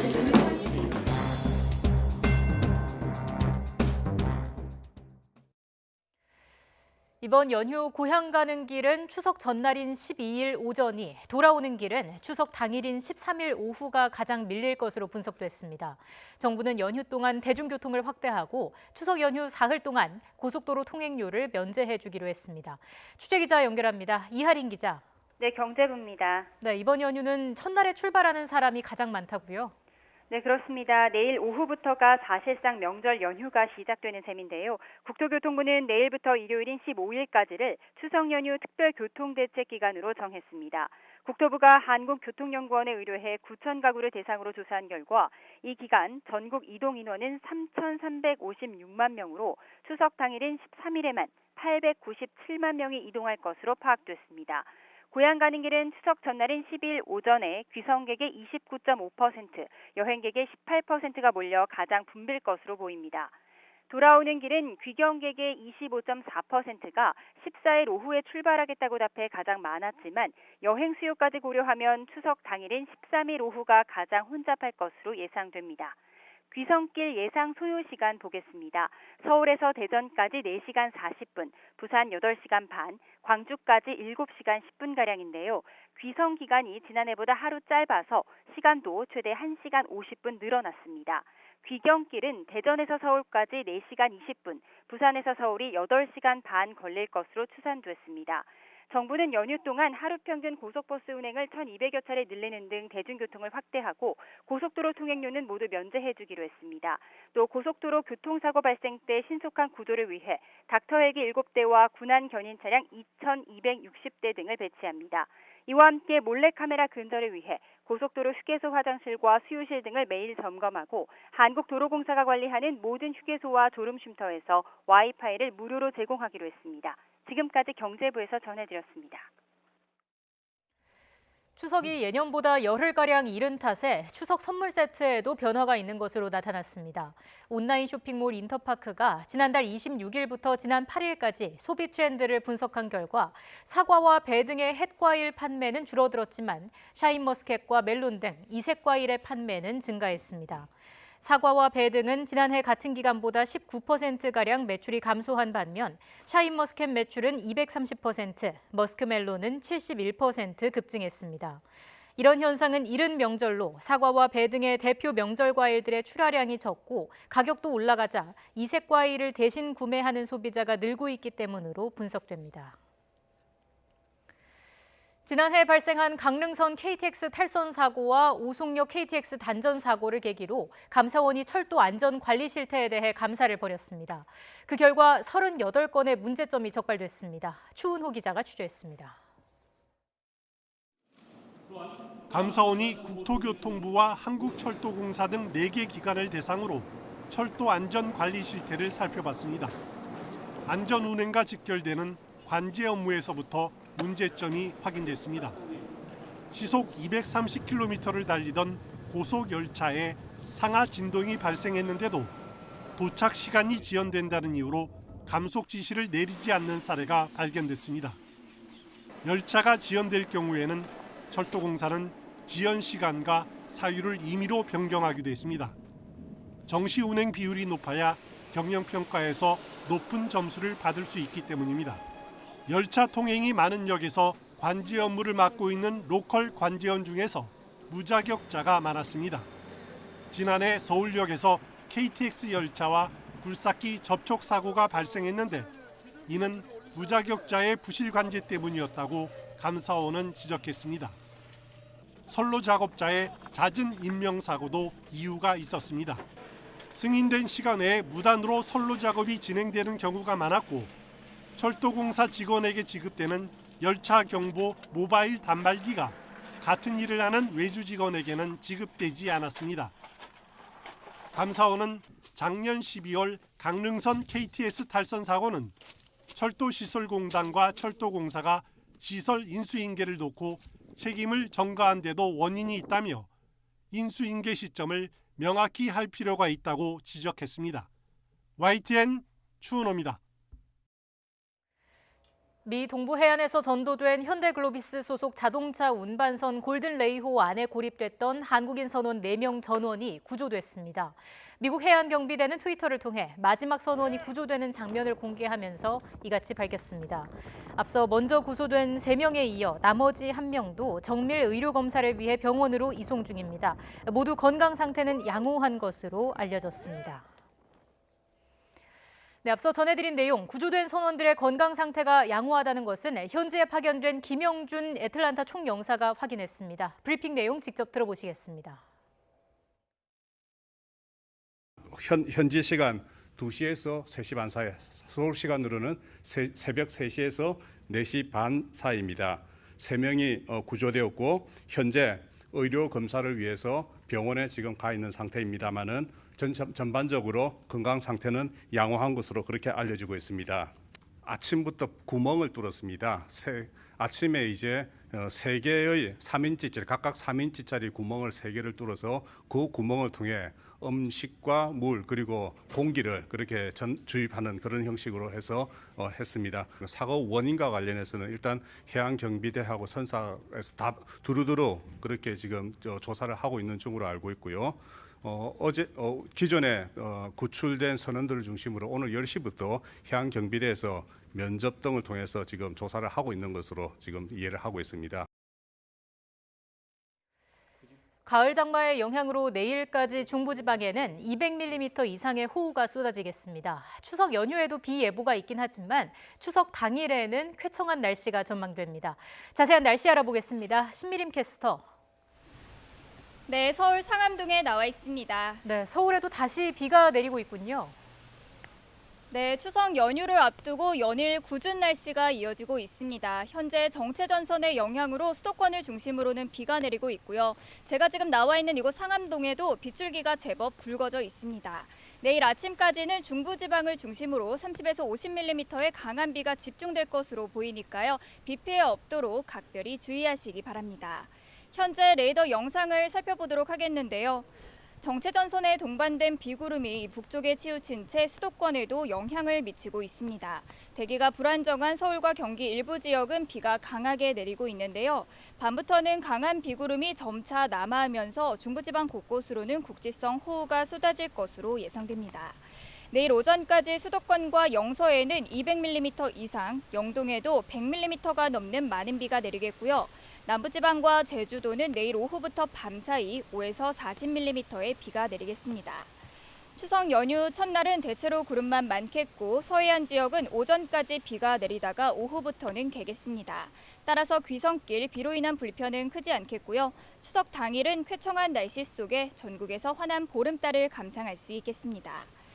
태풍에 이어서 또다시 가을 호우가 쏟아지면서 추가적인 비 피해가 많이 우려되고 있으니까요. 주변 시설물 점검에 힘써주시기 바랍니다. 지금까지 서울 상암동에서 YTN 신미림입니다.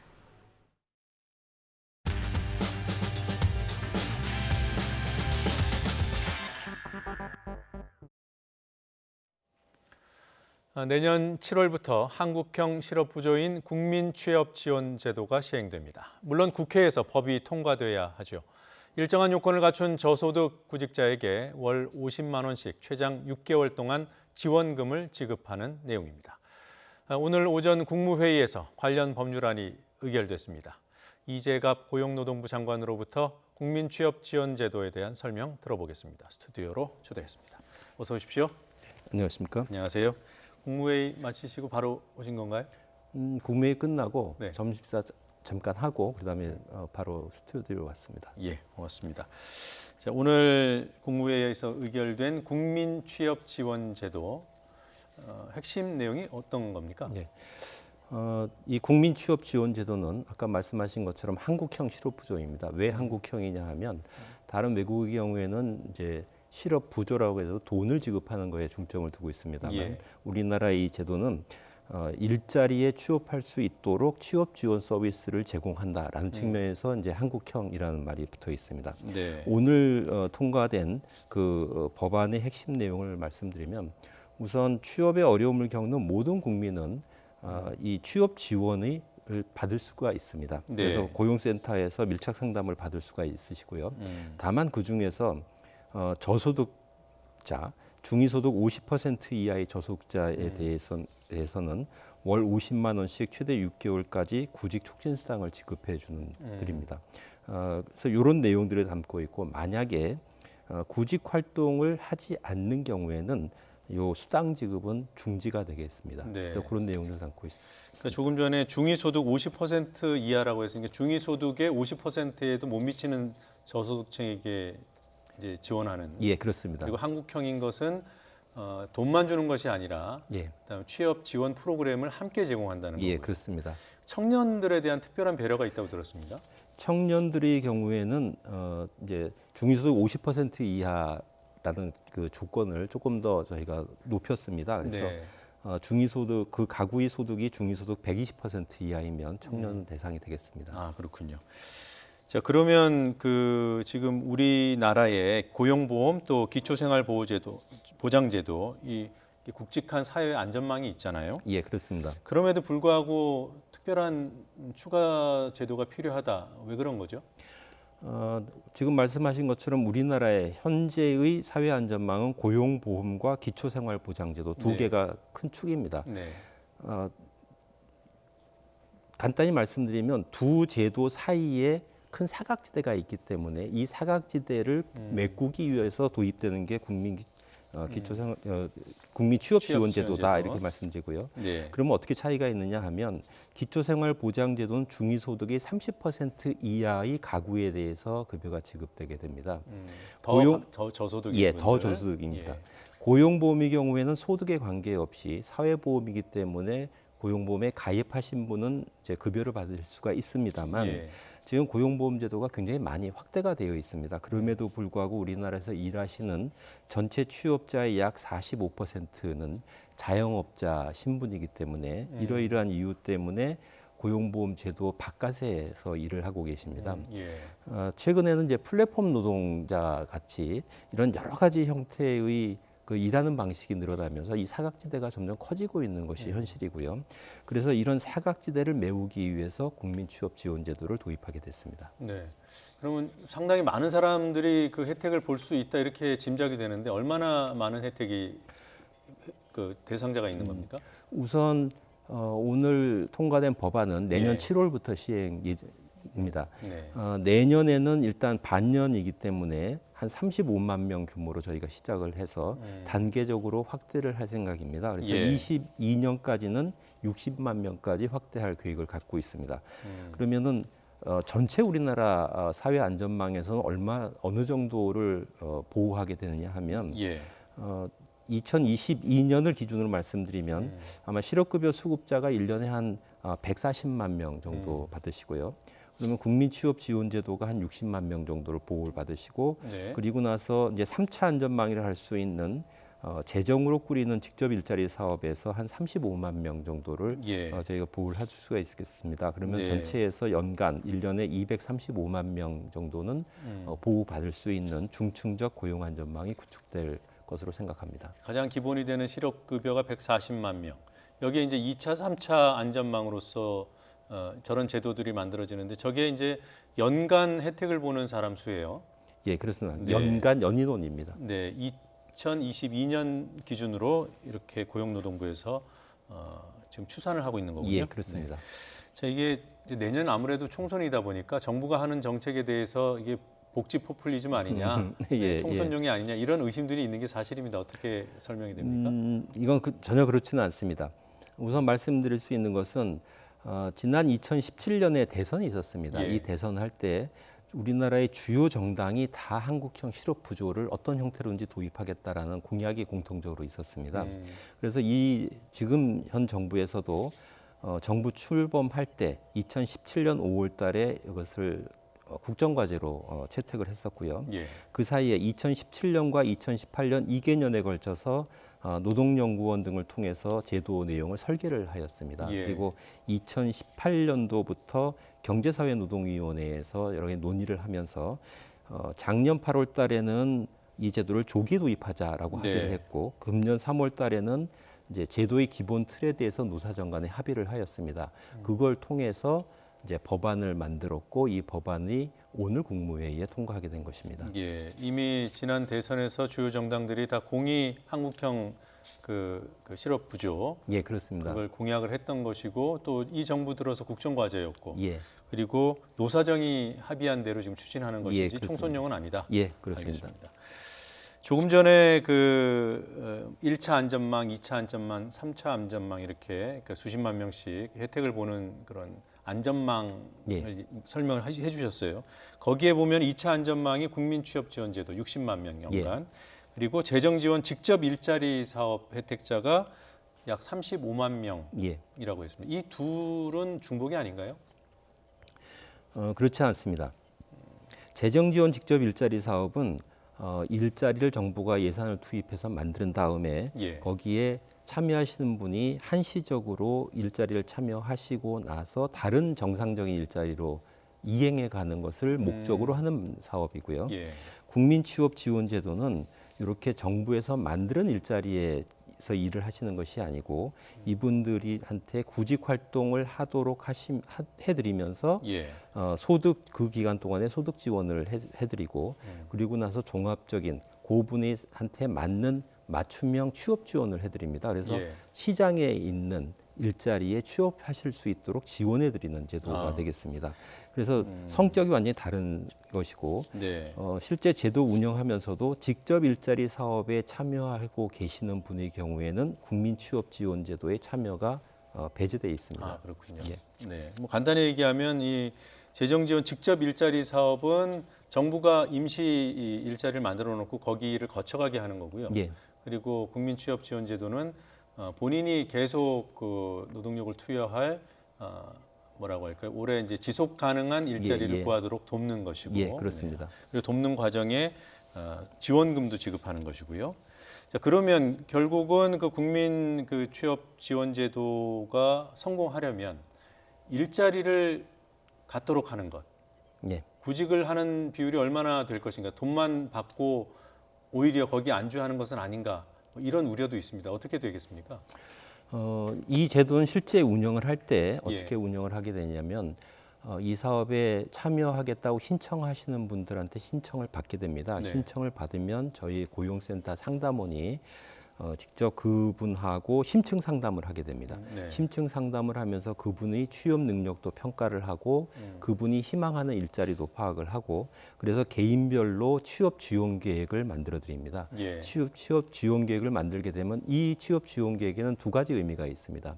하나는 구직자 입장에서는 요 계획대로 따라서 구직 활동을 하겠다. 또는 직업 훈련을 받겠다. 이런 것을 약속을 하는 것이 되고 우리 고용센터 입장에서는 요 계획대로 여러 가지 지원을 해드리고 그걸 조건으로 해서 수당도 지급합니다라는 그런 약속 두 가지 의미가 들어 있습니다.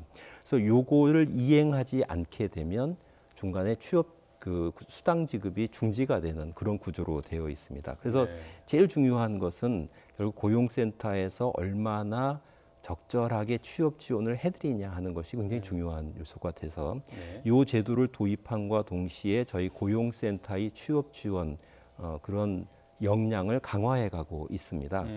그래서 현재까지는 개인 맞춤형 상담할 때 인공지능을 좀 활용을 해가지고 좀 맞춤형으로 상담을 해드리는 그런 것도 저희가 하고 있고 또 24시간 온라인 상담도 지원을 해드리고 또 상담 직원들이 이 상담력이 또 강화돼야 되니까 저희도 교육 훈련도 더 강화하고 있습니다. 그래서 이런 공공고용 서비스 발전 방안은 저희도 계속해서 연말까지도 계속 추진해 갈 계획입니다. 대상자가 연간 60만 명에 이를 것으로 추산되는 뭐라 할까요?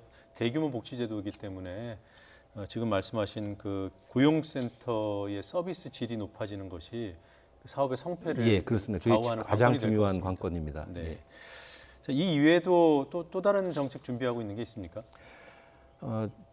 지금 우리 사회에서 고용안전망, 사회안전망 또는 고용안전망 네. 또는 일자리 안전망 이런 여러 가지 용어를 씁니다만 이런 일자리 안전망을 강화하기 위한 노력을 다각적으로 하고 있습니다. 아까 말씀드린 것처럼 1차 안전망이 고용보험이고 2차 안전망이 국민취업지원제도입니다. 네. 요 중에서 이제 중요한 것이 그 뭐 1차 안전망인 고용보험도 그 사이에 한 20년이 지났습니다.만 20년 동안에 많이 발전되어 온 것이 사실입니다. 그렇지만 아직 다른 나라, 다른 선진국하고 비교하면 아직도 좀 보완할 때가 많이 있습니다. 그래서 이 고용보험을 또 같이 강화를 해가고 있는데 이 내용은 우선 고용보험에 가입하시는 분의 가입 대상을 더 넓히고 또 실업급여를 지불을 할 때 실업급여의 수준과 그다음에 기간도 좀 더 보장성을 좀 더 강화해드리는 그런 내용이 되겠습니다. 그래서 마침 지난달에 이런 내용을 담은 고용보험법 개정안이 국회를 통과했습니다. 그래서 10월 1일부터 시행 예정인데 우선 실업급여 수혜 금액이 과거에는 이제 임금의 50%에서 지급을 해드렸는데 60%까지 상향이 되게 됩니다. 그리고 실업급여의 지급 기간도 한 30일 정도 늘어서 최소 120일부터 최대 270일까지 지급할 수가 있습니다. 이 정도 수준이 되면 그래도 OECD 그런 선진국에서보다는 약간 좀 낮은 수준이긴 합니다만 그래도 나름 보장성은 많이 강화될 거라고 생각합니다. 그 외에 이제 고용보험 가입 대상을 지금 임금근로자로 한정을 하고 있는데 이런 임금근로자 이외에 이런 예술인 분들 같은 경우는 일을 하시면서도 임금을 받고 일을 하시는 분들이 아니지 않습니까? 요분들 또 우리 사회에서 특수고용직 노동자들 있지 않습니까? 요분들한테까지도 고용보험의 가입 대상을 넓혀드리는 그런 법 개정안을 지금 국회에서 논의를 하고 있습니다.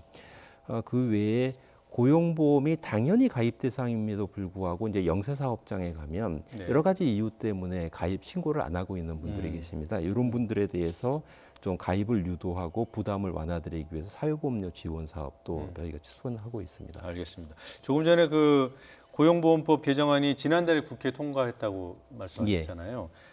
우리가 앞서서 쭉 설명을 들었던 그 국민취업지원제도 이 법률안이 현실에 반영이 되려면 국회 통과돼야 될 텐데 언제까지 통과돼야 내년 7월에 예정대로 시행할 수 있겠습니까?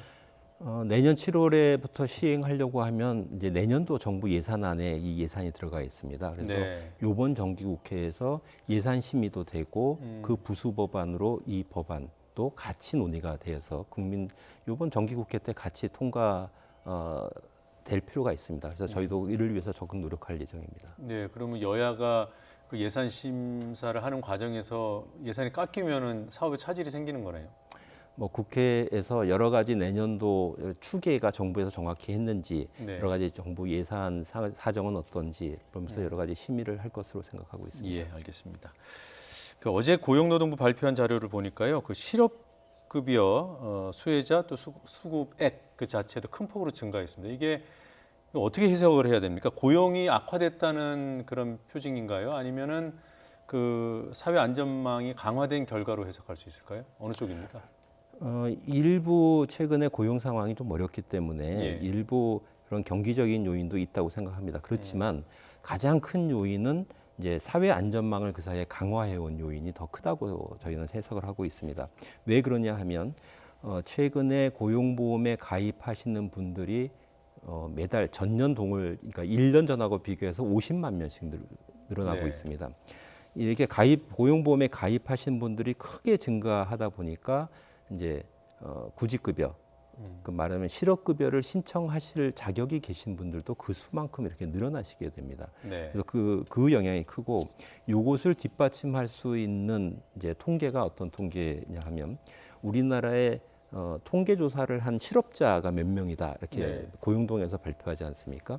그러면 요 실업자 수하고 그다음에 구직급여를 받으시는 분들이 비율을 한번 비교를 해볼 수가 있는데 그 비율이 최근에 이렇게 시간이 가면 갈수록 그 비율이 증가를 하고 있습니다. 그러니까 같은 실업자가 있을 때도 구직급여를 받는 분의 비율이 훨씬 늘어나고 있다. 사회안전망이 강화되기 때문에. 네. 그래서 요 실업자하고 비율을 보면 2017년도에는 한 36.7% 정도 됐는데 지금은 금년에 들어서서는 한 41.2%까지 늘어나 있습니다. 그래서 4%포인트 정도 확대가 되어 있고, 또 하나는 이제 그 사이에 구직급여의 하한액과 상한액이 있습니다.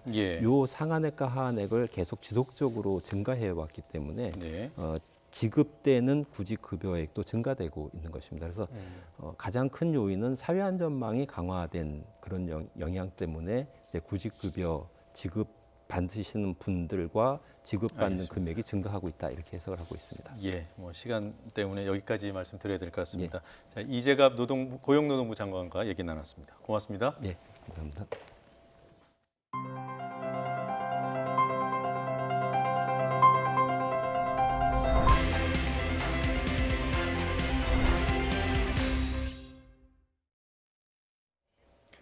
자유한국당 장제원 의원의 아들이 일으킨 음주운전 사고가 여러 논란을 낳고 있습니다. 장 의원의 아들인 래퍼 장용준 씨는 사고 직후 운전자 바꿔치기를 시도했다. 또 아버지가 의원이라는 사실을 말하면서 회유를 시도했다. 이런 의심을 받고 있습니다.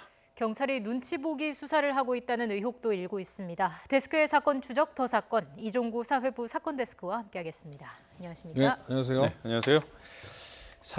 교통사고 난 날이 지난 7일. 네, 맞습니다. 토요일 새벽 맞습니까? 네. 그러니까 그 시간이 공교롭게도 조국 당시 장관 후보자의 청문회가 끝나고 아버지가 이제 돌아가는 시점이었죠. 12시쯤에 끝났으니까요. 예. 그 토요일 새벽 한 2시 40분쯤에 서울 마포구 광흥창역 인근 사거리에서 발생을 했는데요. 이 장 씨가 음주 상태로 차를 몰다가 오토바이를 타고 음식 배달을 하던 A 씨를 친 겁니다. 추돌 사고가 난 건데 사고 당시 장 씨의 혈중 알코올 농도는 면허 취소 수준인 0.12%로 나왔습니다. 이 차량엔 여성이 동승을 했는데 이 여성에 대해서도 사실 음주운전 방조 혐의 적용이 가능하거든요. 하지만 아직 누구인지는 알려지지 않았고 오늘 오후에 소환 예정이라는 그런 얘기가 있고 잠시 전에 장 씨의 변호인이 경찰에 나왔죠. 변호인이 경찰에 나와서 뭐 특별한 얘기를 했습니까? 지금 가장 논란이 되고 있는 게 지금 뭐 나중에 설명을 드리겠지만 바꿔치기 의혹 아니겠습니까? 네. 그래서 이제 한간에는 그 장제원 의원의 보좌관이나 비서관이 나와갖고 무마를 하려는 것 아니냐. 또 내가 운전했다 이렇게. 네. 그러면서 이제 국회의원의 직위를 이용해서 사건을 무마하거나 아니면은 대신 희생을 하려는 거 아니냐. 뭐 이런 의혹들이 있었는데 다른 사람이 나온 건 맞지만 이 사람의 이 변호인의 해명은 장제원 의원의 보좌관이나 비서관은 아니다. 아는 형이 나왔다. 뭐 이렇게 설명을 했습니다. 예, 그 부분 잠시 뒤에 또 얘기를 나눠보도록 하고요. 사고 직전에 장 씨가 도심을 질주하는 영상도 공개가 됐다고 하더라고요. 네, 그렇습니다. 그 당시 주변에 여러 CCTV가 있는데 언론사별로 이제 확보를 했거든요. 그 상황을 좀 CCTV 화면을 보면 알 수가 있는데요. 지금 이제 보면은 지금 원 안에 있던 하얀색 승용차가 지금 오토바이가 피해 오토바이고요. 뒤에 따라가는 게 하얀색 벤츠 승용차. 장 씨의 차이죠. 지금 보면은 이게 이제 저희가 빨리 돌린 게 아니라 저런 속도로 지금 가고 있습니다. 그래서 전문가들은 지금 화면을 분석했더니 시속 한 100km로 질주한 것이 아니냐 이렇게 추정을 하고 있습니다. 그래서 이제 지나가고 잠시 뒤에서 앞서가던 오토바이 지금 추돌하는 상황이 나오죠. 그러면서 잠깐 지나갔는데 추돌 직후에 오토바이가 바닥에 넘어지면서 불꽃이 튀는 장면까지 확인할 수 있습니다. 매우 위험한 상황이었네요. 맞습니다. 보도에 그 오토바이 운전자가 경상을 입었다 이렇게 보도가 돼서 살짝 스쳤나 했는데 큰일 날 뻔한 사고였군요. 그렇습니다. 네. 그 조금 전에도 잠깐 언급했습니다만 그 장용준 씨가 본인이 음주운전을 한 것이 아니고 그러니까 음주 때문에 운전자를 바꿔치기 하려고 했다 이런 의혹이 있잖아요. 정말로 그런 시도는 있었던 겁니까? 이제 이게 경찰의 얘기와 또 주변에 저희가 취재한 거랑 조금씩 다르기 때문에 근데 경찰의 문제는 확인해 줄 수 없다라는 말을 반복을 해서 오히려 사실이 아닌 부분이 확산될 수도 있고 하기 때문에 좀 조심스럽긴 하지만 그래도 어쨌든 경찰 주변 취재를 해보면 사건 직후에 피해자가 경찰에 신고를 했습니다. 그래서 한 30분 뒤에 경찰이 현장에 도착했거든요. 도착을 했더니 장 씨와 그 동승했던 여성이 현장에 없었고 한 100m 정도 떨어졌다고 그러죠. 그래서 이제 본인들이 운전을 한 것은 아니다.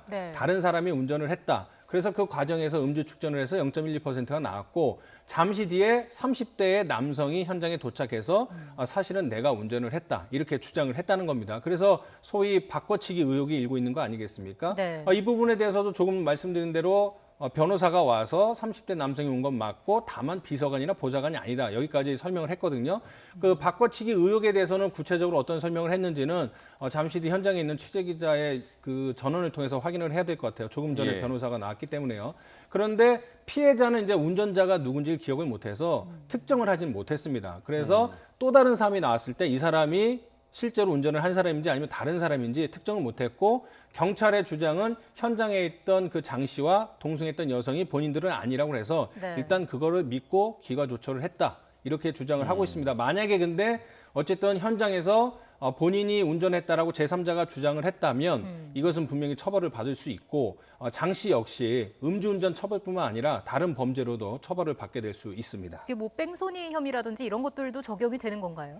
네, 일단은 지금 그 세 가지 혐의를 적용을 할 수 있을 것 예. 같아요. 당연히 도로교통법상 음주운전 혐의가 있고요. 그다음에 다른 사람 제3자에게 바꿔치기 의혹을 한 부분에 대해서는 범인 도피 교사죄를 적용을 할 수 있을 것 같습니다. 네. 범인 도피 교사죄는 3년 이하의 징역 또는 500만 원 이하의 벌금형이 이루어질 수 있고요.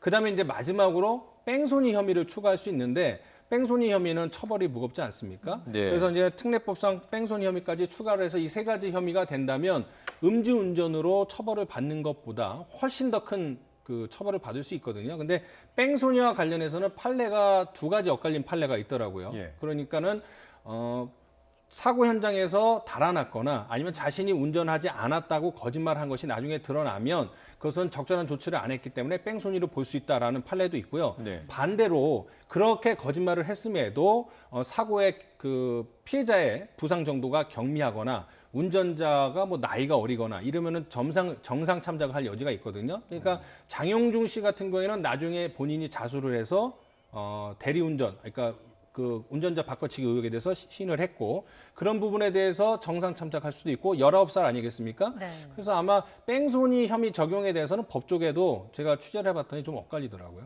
네. 아무튼 뺑소니가 성립할 그런 요건들은 있는데 이제 나이와 그다음에 다른 정황들 그렇죠. 이제 본인이 자수한 정 이런 것들이 고려될 텐데 나이는 이미 뭐 형사 미성년자는 훨씬 지났고 맞습니다. 민법상의 미성년도 아니잖아요. 지금 성년이잖아요. 네. 어린 네. 편이지만 19살이기 때문에 법적 책임을 져야 될 나이죠. 네, 선거권도 있고요. 네. 투표권도 있고. 네. 자, 뭐 우리가 이제 사고가 나면 네. 흔히 합의를 시도한다 이런 표현을 쓰잖아요. 네, 맞습니다. 그때는 뉘앙스가 네. 불법의 의미가 없어요. 맞습니다. 그런데 네.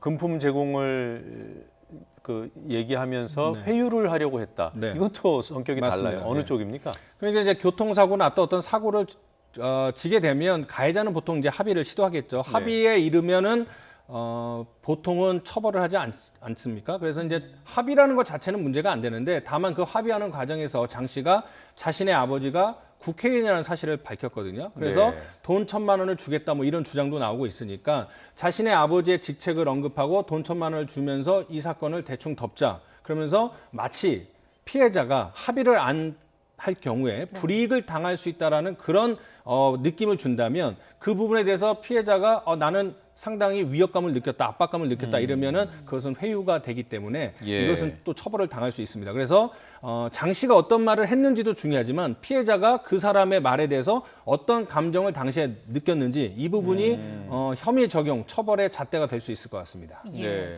경찰이 사고 조사를 하고 나서 장 씨를 돌려보냈습니다. 이게 뭐 관례인 건가요?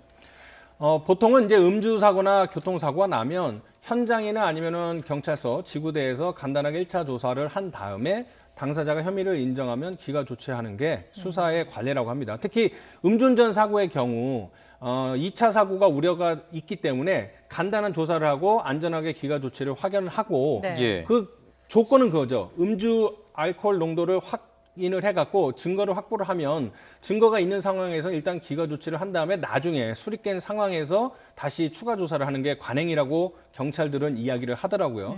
그런데 그런 이야기들을 인정을 한다 하더라도 민감용 경찰청장도 인정하지 않았습니까? 네. 초동 수사에 좀 아쉬운 점이 있다라고 했는데 어떤 문제점이 있냐면 일단은 나이 어린 운전자가 자신은 술을 마셨음에도 불구하고 운전을 하지 않았다. 그렇다면 운전자는 어디에 있느냐? 운전자가 어디에 있는지 또 누가 운전을 했는지 특정을 못했거든요. 그러면 네.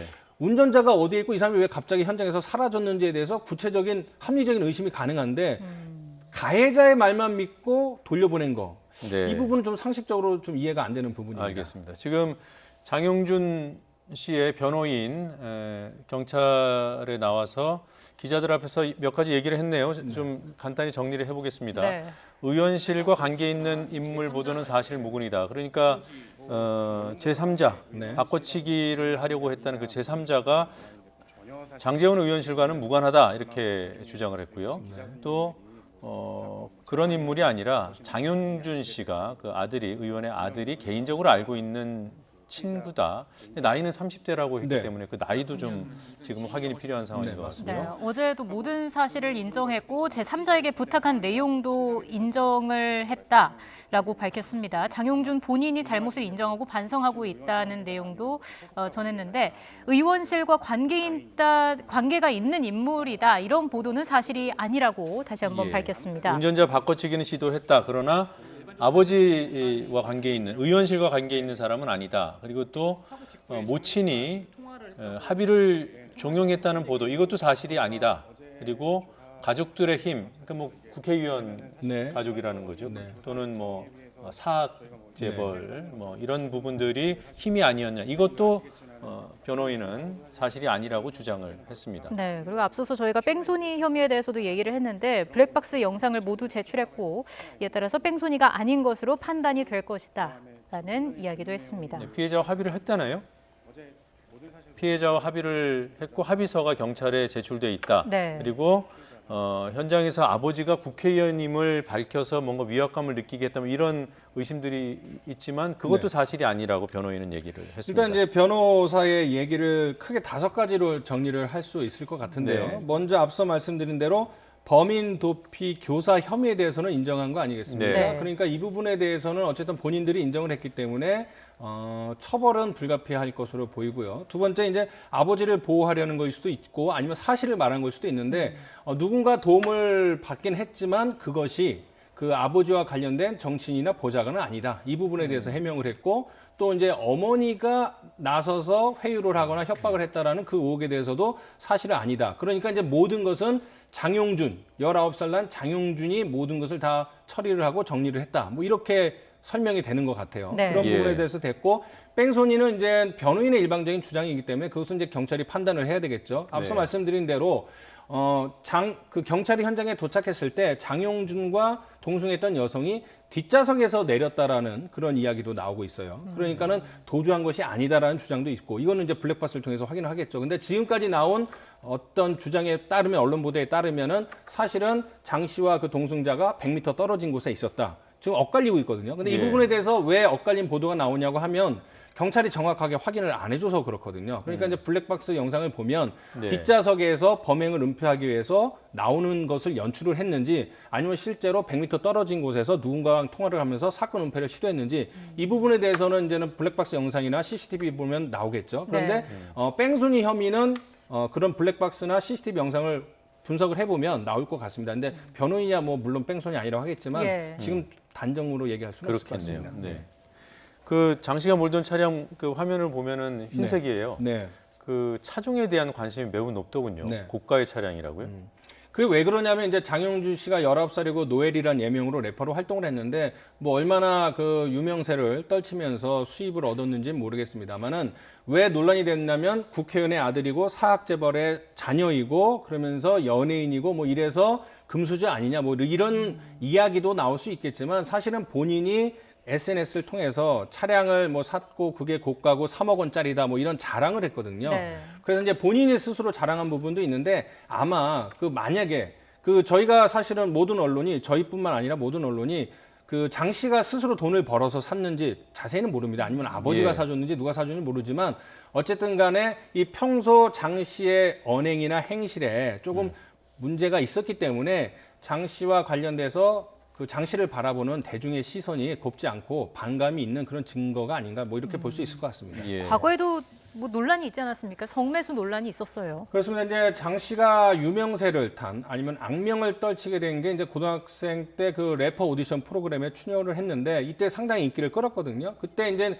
장 씨 과거에 대한 폭로성 글이 인터넷에 올라왔습니다. 그래서 이제 이른바 조건 만남을 자주 한 듯한, 그러니까 고등학생 신분으로 청소년 신분으로 조건 만남을 한 듯한 그런 글을 트위터에 올렸고 그 글을 누군가 캡처해서 인터넷에 퍼뜨렸죠. 네. 그래서 이제 장 씨는 결국 사과문을 올린 다음에 그 프로그램에서는 하차했습니다.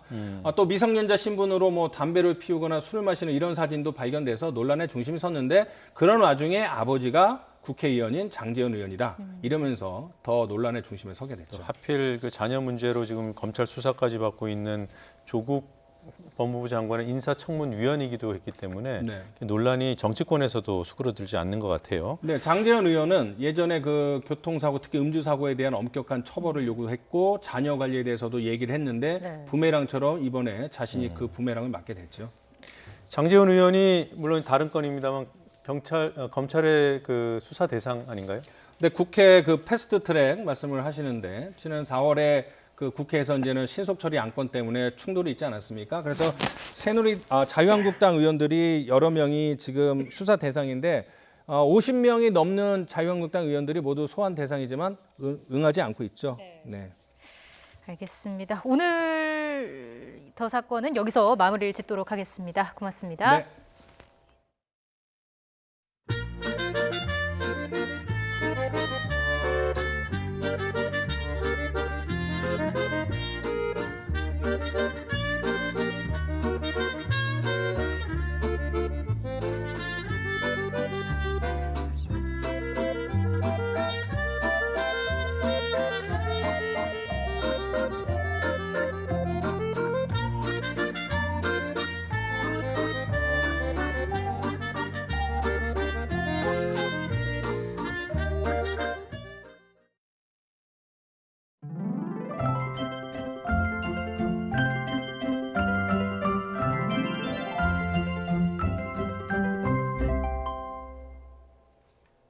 추석을 앞두고 가을 장마가 이어지고 있습니다. 현재 정체 전선에 동반된 강한 비구름의 영향으로 수도권 곳곳에 비가 내리고 있습니다. 특히 인천과 경기 김포에는 시간당 10mm 안팎의 강한 비가 내리고 있습니다. 밤부터는 강한 비구름이 점차 남하하면서 중부지방 곳곳에 국지성 호우가 쏟아질 것으로 우려됩니다. 내일 오전까지 수도권과 영서에는 200mm 이상, 영동에는 100mm 이상의 많은 비가 내리겠습니다. 남부지방과 제주도는 내일 오후부터 밤 사이 5에서 40mm의 비가 오겠습니다. 내일 아침 기온은 오늘과 비슷하겠습니다. 서울 아침 기온 23도, 광주 23도, 대구 22도, 평양 20도로 예상됩니다. 낮 기온은 오늘보다 1에서 3도가량 낮겠습니다. 서울 낮 기온 28도, 광주 대구 30도, 평양 29도로 예상됩니다. 추석 연휴 첫날 내륙은 구름만 많은 날씨가 이어지겠고요. 서해안 지역은 오전까지 비가 내리다 오후부터 개겠습니다. 따라서 귀성길 비로 인한 불편은 크지 않겠습니다. 추석 당일은 쾌청한 날씨 속에 전국에서 환한 보름달을 감상할 수 있겠습니다. 지금까지 날씨 정보였습니다. 더 뉴스 마치겠습니다. 저희는 내일도 진실의 한 발 더 다가가겠습니다. 고맙습니다.